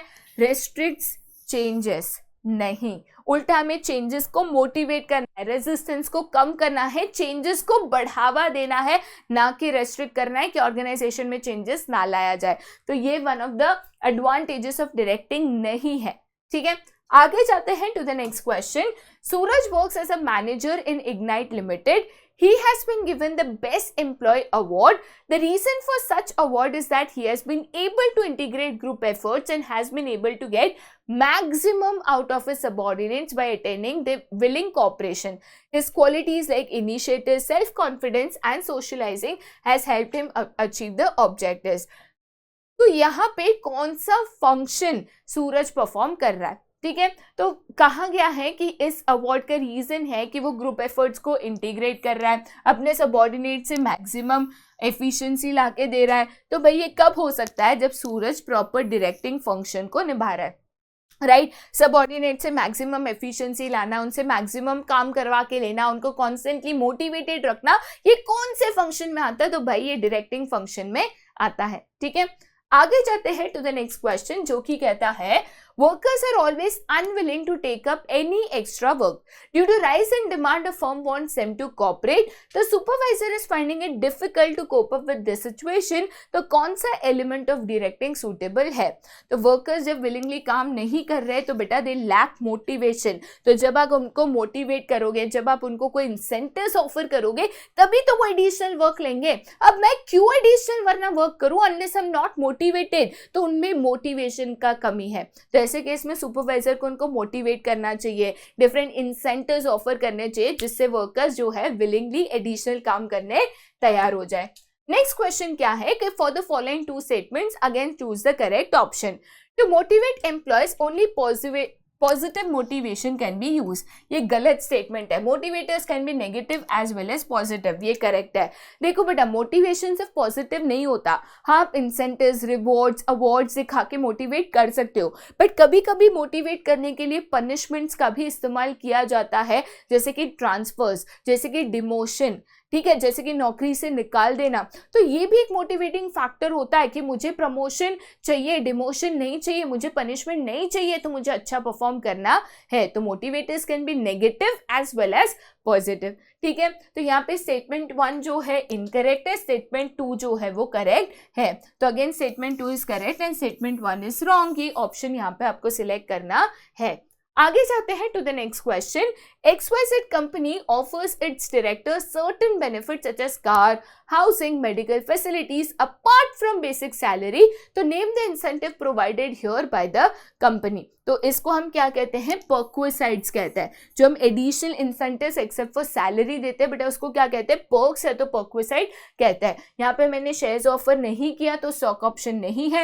यहाँ पे मैंने एडिशनल ईयरली पैसा नहीं दिया तो वो बोनस नहीं है। यहाँ पे मैंने चैलेंजिंग टास्क नहीं दिया तो जॉब एनरिचमेंट नहीं है। ठीक है, आगे जाते हैं टू द नेक्स्ट क्वेश्चन जो कि कहता है the board of directors of a company has made some guidelines and policies for the workers and wants to communicate these to the workers who will be the best. तो यहाँ पे जब मैं बात कर रही हूँ वर्कर्स के साथ कम्युनिकेट करने की, तो जो उनका डायरेक्ट सुपीरियर होता है, जो कि यहाँ पे उनके सुपरवाइजर्स है, वो बेस्ट होंगे, क्योंकि बेटा ये जो है वर्कर्स के साथ डील करते हैं, वो एक बॉन्ड है, कम्युनिकेशन जो है वो वर्कर्स के साथ डेवलप करके रखता है। तो जब भी वर्कर्स के साथ डीलिंग की बात आती है तो उनके जो सुपीरियर्स होते हैं वो बेस्ट होते हैं, जो उनके साथ सही से यहाँ पे बातचीत करके डील कर सकते हैं। ठीक है, आगे जाते हैं टू द नेक्स्ट क्वेश्चन, जो कि कहता है dash means acknowledgement with a show off appreciation. Acknowledgement करना, किसी के काम को अक्नॉलेज करना, किसी ने अच्छा परफॉर्म किया है तो उसको अप्रिशिएट करना, इसको क्या कहते हैं? तो क्या उसको जॉब एनरिचमेंट कहते हैं? नहीं, यहाँ पे चैलेंजिंग टास्क नहीं है। जॉब सिक्योरिटी कहते हैं? नहीं, क्योंकि यहाँ पे हम परमानेंट या जॉब सिक्योरिटी की बात कर रहे हैं। करियर एडवांसमेंट कहते हैं? नहीं, यहाँ पे हम डेवलपमेंट की बात नहीं कर रहे हैं। तो यस, हम एम्प्लॉय रिकॉग्निशन प्रोग्राम की बात कर रहे हैं, जहाँ पे अवार्ड्स रिवॉर्ड्स देके एम्प्लॉयज के काम को रिकॉग्नाइज किया जाता है, अप्रिशिएट कहा जाता है, एक तरीके से उनको थैंक यू कहा जाता है for their exemplary efforts for the organisation. जहाँ पे ऑर्गेनाइजेशन के लोगों ने कुछ खास किया, कुछ एक्स्ट्रा किया, तो हम उसको अप्रिशिएट करते हैं, रिकॉग्नाइज करते हैं कि आपने ये हमारे लिए किया और हम उसको जानते हैं। ठीक है, आगे जाते हैं नेक्स्ट क्वेश्चन पे, जो कि कहता है the test used to measure the existing skills of the individual, उसको क्या कहते हैं? तो जो एग्जिस्टिंग स्किल्स होती है, जो हम कहते हैं कि मुझे ये भी आता है, ये भी आता है, ये भी आता है, वो हम कैसे मेजर कर सकते हैं? तो उसके लिए ट्रेड टेस्ट को कंडक्ट किया जाता है। ट्रेड टेस्ट का काम होता है कि एम्प्लॉयज जो भी क्लेम करते हैं कि हमें सर्टन स्किल्स आती है, वो चेक करना कि क्या उनको वो सही में आती है और कितनी आती है। नेक्स्ट क्वेश्चन क्या है? तो training is provided to employees on the actual machine but away from actual work floor is known as vestibule training. It is provided where the employees are suppose to use dash. तो यहाँ पे जब मुझे sophisticated जो high and machines होती है, जो expensive machines होती है, वो यूज करना होता है, तब मैं वेस्टिब्यूल ट्रेनिंग का इस्तेमाल करती हूँ, राइट क्योंकि ये मशीन्स एक्सपेंसिव होती है, रिस्की हो सकती है, एक्सीडेंट्स हो सकता है, तो मैं आउटसाइड ट्रेनिंग देती हूँ जहाँ पे काम करते करते एरर्स करते करते हम सीखना अफोर्ड नहीं कर सकते। ठीक है, नेक्स्ट क्वेश्चन क्या है? वो कहता है Charu is a chartered accountant in Prakash Limited. During the course of meeting with directors, she came to know that as against the previous year, this year company is going to declare handsome dividend. ठीक है, it is observed that when such news becomes public, then the share market jumps up. Considering it, Charu purchased large number of company shares before this news reached to the public. तो कौन सा type of malpractice है? तो insider news लेके कम price पे shares को खरीद लेना, क्योंकि आपको पता होता है कि आगे जाके ये होगा तो प्राइस बढ़ेंगे। तो बेटा इसको क्या कहते हैं? मैंने आपको पहले भी बताया था, इसको इनसाइडर ट्रेडिंग कहते हैं, जो कि सेबी अलाउ नहीं करता मेरे दोस्त। ठीक है, क्योंकि दूसरों से पहले आपको इन्फॉर्मेशन मिल गई तो आपको एक एडिशनल एडवांटेज मिला, ऐसा नहीं चलता। This is biasness with other investors, बाकी इन्वेस्टर्स के साथ ये भेदभाव हो गया, गलत हो गया। ठीक है, आगे जाते हैं टू द नेक्स्ट क्वेश्चन, जो कि पूछता है एबीसी लिमिटेड ने इशू किया prospectus for subscription of its shares for 500 crores in 2018। Issue was over subscribe by 20 times, 20% से ओवर सब्सक्राइब हुआ, सोचो। ठीक है, the company issued shares to all the applicants on pro rata basis. Later SEBI ने जब inspection किया prospectus को, तो उसको चला कि प्रोस्पेक्टस में कुछ ऐसे गलत statements about the management of the company given थे।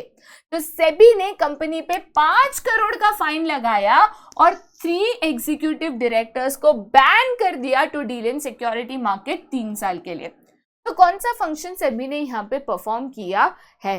तो बेटा यहाँ पे अगेन हम बात कर रहे हैं किस फंक्शन की? तो यहाँ पे जो है हम एक तरीके से प्रोटेक्टिव फंक्शन जो है उसकी बात कर रहे हैं। जब भी कंपनीज कुछ गलत करती है, मिसलीडिंग क्लेम्स करती है कि भाई जो उन्होंने नहीं किया या जो उनके पार्ट ऑफ मैनेजमेंट नहीं है, उनको दिखाकर लोगों को अट्रैक्ट करके गलत इन्फॉर्मेशन देके सेल्स करना और शेयर्स, ठीक है, ये जो इन्वेस्टर्स को एक तरीके से प्रोटेक्ट करती है सेबी, तो ये प्रोटेक्टिव फंक्शंस में आता है। देखो बेटा, सेबी का कायदा है कि जो भी इंफॉर्मेशन हम प्रोस्पेक्टस में लिखे वो फेयर हो, सच हो, ट्रू हो। अब गलत इंफॉर्मेशन देकर गलत फहमी में लोगों को रखकर अपने शेयर्स को नहीं बेच सकते, ये इन्वेस्टर्स के साथ एक तरीके से फ्रॉड है। ठीक है, तो ये आप नहीं कर सकते और इसके लिए सेबी के स्ट्रिक्ट कायदे, कानून, फाइन्स, पेनल्टीज, पनिशमेंट्स है। आगे जाते हैं to the next question, which of the following describes the nature of controlling. मतलब बेसिकली यहाँ पे जैसे मैंने बताया था नेचर, फीचर, कैरेक्टरिस्टिक्स, तो फीचर ऑफ कंट्रोलिंग पूछा गया है। गोल ओरिएंटेड प्रोसेस होता है कंट्रोलिंग, हाँ भाई वो गोल ओरिएंटेड होता है। एट द एंड कोई भी फंक्शन हो उसका अल्टीमेट एम होता है to achieve the goals of the organisation. वो परवेसिव है, yes it is present at all the levels, all the departments. Continuous है, हाँ भाई वो कंटिन्यूस भी है, तो technically option D all of the से करेक्ट ऑप्शन है। आगे जाते हैं, in an organisation all the workers take things easy and it has also resulted in loss of secrecy and confidential information being leaked out to supervise the affairs of the workers the company decides to install CCTV which the employees considers as restriction on their freedom, identify the limitation of controlling. देखिए बेटा, question ये है कि company में ना लोग information leak कर रहे हैं। अब कौन लीक कर रहा है, क्या हो रहा है, समझ में नहीं आ रहा है, इसलिए कंपनी ने सीसीटीवी लगा दिया कि वो मॉनिटर कर सके और जो इंफॉर्मेशन लीक वगैरह कर रहा है उसको पकड़ सके। बट बाकी एम्प्लॉयज कहते हैं कि यार सीसीटीवी लगा दिया, ये तो हमारे फ्रीडम पे रेस्ट्रिक्शन हो गया, हर एक मूव हमारा भी नोट करोगे, कुछ भी काम करना होगा तो झिकझिक होगी। तो ये कौन सा लिमिटेशन ऑफ कंट्रोलिंग है? तो one of the limitations of controlling है रेजिस्टेंस टू चेंज। देखिए बहुत बार ऐसे होता है कि जब भी हम चेंज लाते हैं तो लोग उसको रेजिस्ट करते हैं, लोग उसको पसंद नहीं करते। तो यहाँ पे भी सीसीटीवी लगाने का जो चेंज है वो लोग क्या कर रहे हैं, रेजिस्ट कर रहे हैं, इजीली एक्सेप्ट नहीं कर रहे। ठीक है, आगे जाते हैं to the next question, which of the following is the limitation of controlling? Little control on external affairs, resistance from employees, difficulty in setting quantitative standards. तो देखा जाए तो एक्सटर्नल अफेयर्स पे हमारा कोई कंट्रोल नहीं होता है। अगर बिजनेस एनवायरनमेंट चेंज हो गया, बिजनेस एनवायरनमेंट डायनामिक है, क्या आपके हाथ में कोई कंट्रोल है? नहीं है। एम्प्लॉयज रेजिस्ट करेंगे, प्रीवियस एग्जाम्पल में देखा, प्रीवियस क्वेश्चन में देखा। साथ ही साथ क्वांटिटेटिव स्टैंडर्ड्स आप सेट कर सकते हो, बट जब हम बात करते हैं क्वालिटेटिव स्टैंडर्ड्स की, दिस शुड बी क्वालिटेटिव। ठीक है, तो मैं कह सकती हूँ कि एक महीने में 500 यूनिट बनाना है, बट उसकी क्वालिटी डिफाइन कर सकते हो क्या? राइट, तो क्वालिटेटिव स्टैंडर्ड सेट करने में काफी डिफिकल्टी आती है। तो टेक्निकली ये सारे जो है एक तरीके से लिमिटेशन ऑफ कंट्रोलिंग है। ठीक है, लास्ट क्वेश्चन ये है कि under controlling of HR area corrective action क्या हो सकता है, कब लेना चाहिए? जब लेबर टर्नओवर रेट हाई हो, जब लेबर टर्नओवर रेट लो हो, जीरो हो, या ऑल ऑफ दी अबव। देखो बेटा, कोई भी कंपनी के लिए लेबर टर्नओवर रेट ज्यादा होना ये एक नेगेटिव है, जिससे कंपनी का कॉस्ट इनकर होता है, कॉस्ट बढ़ता है, तो तब कंट्रोलिंग चाहिए। लेबर टर्नओवर रेट जीरो या लो है तो उल्टा कंपनी के लिए बेनिफिट है ना, तो कंट्रोलिंग क्यों चाहिए मेरे दोस्त, क्यों चाहिए? ठीक है, तो इसी के साथ आज का जो आपका सेशन है that is top 100 MCQs in business studies वो होता है खत्म। उम्मीद करती हूँ कि ये सेशन आपके लिए काफी यूजफुल रहा होगा और रहेगा, बिकॉज कहीं ना कहीं वो जो फर्स्ट 20 मार्क्स है वो बहुत इंपॉर्टेंट होता है, जो आपके स्कोर्स को वो 95 प्लस तक ले जाने में मदद करता है। भाई हमें तो 100 का ही टारगेट रखना है, बट फिर भी थोड़ा सा लॉजिकल और रियलिस्टिक बन के, क्योंकि हमें कहा गया था स्मार्ट गोल सेट करना है। ठीक है, तो थोड़ा सा रियलिस्टिक बन के हम 95 प्लस का टारगेट यहाँ पे रख रहे हैं। ये तो रही बात आपके MCQs की, बट याद रखिएगा मैराथन सेशन अभी भी बाकी है, और वही है आपका सोने पे सुहागा या तो चेरी ऑन द केक, जो ही आपके 95 प्लस टारगेट को अचीव करने में मदद करेगी। तो दोबारा मैराथन की सीरीज में बहुत ही जल्दी मिलेंगे, और वो भी लाइव। तब तक के लिए तैयारी करते रहिएगा, जोरों शोरों से पढ़ते रहिएगा, और सी यू वेरी सून। ठीक है, अभी के लिए यहीं पे bye and have a nice day.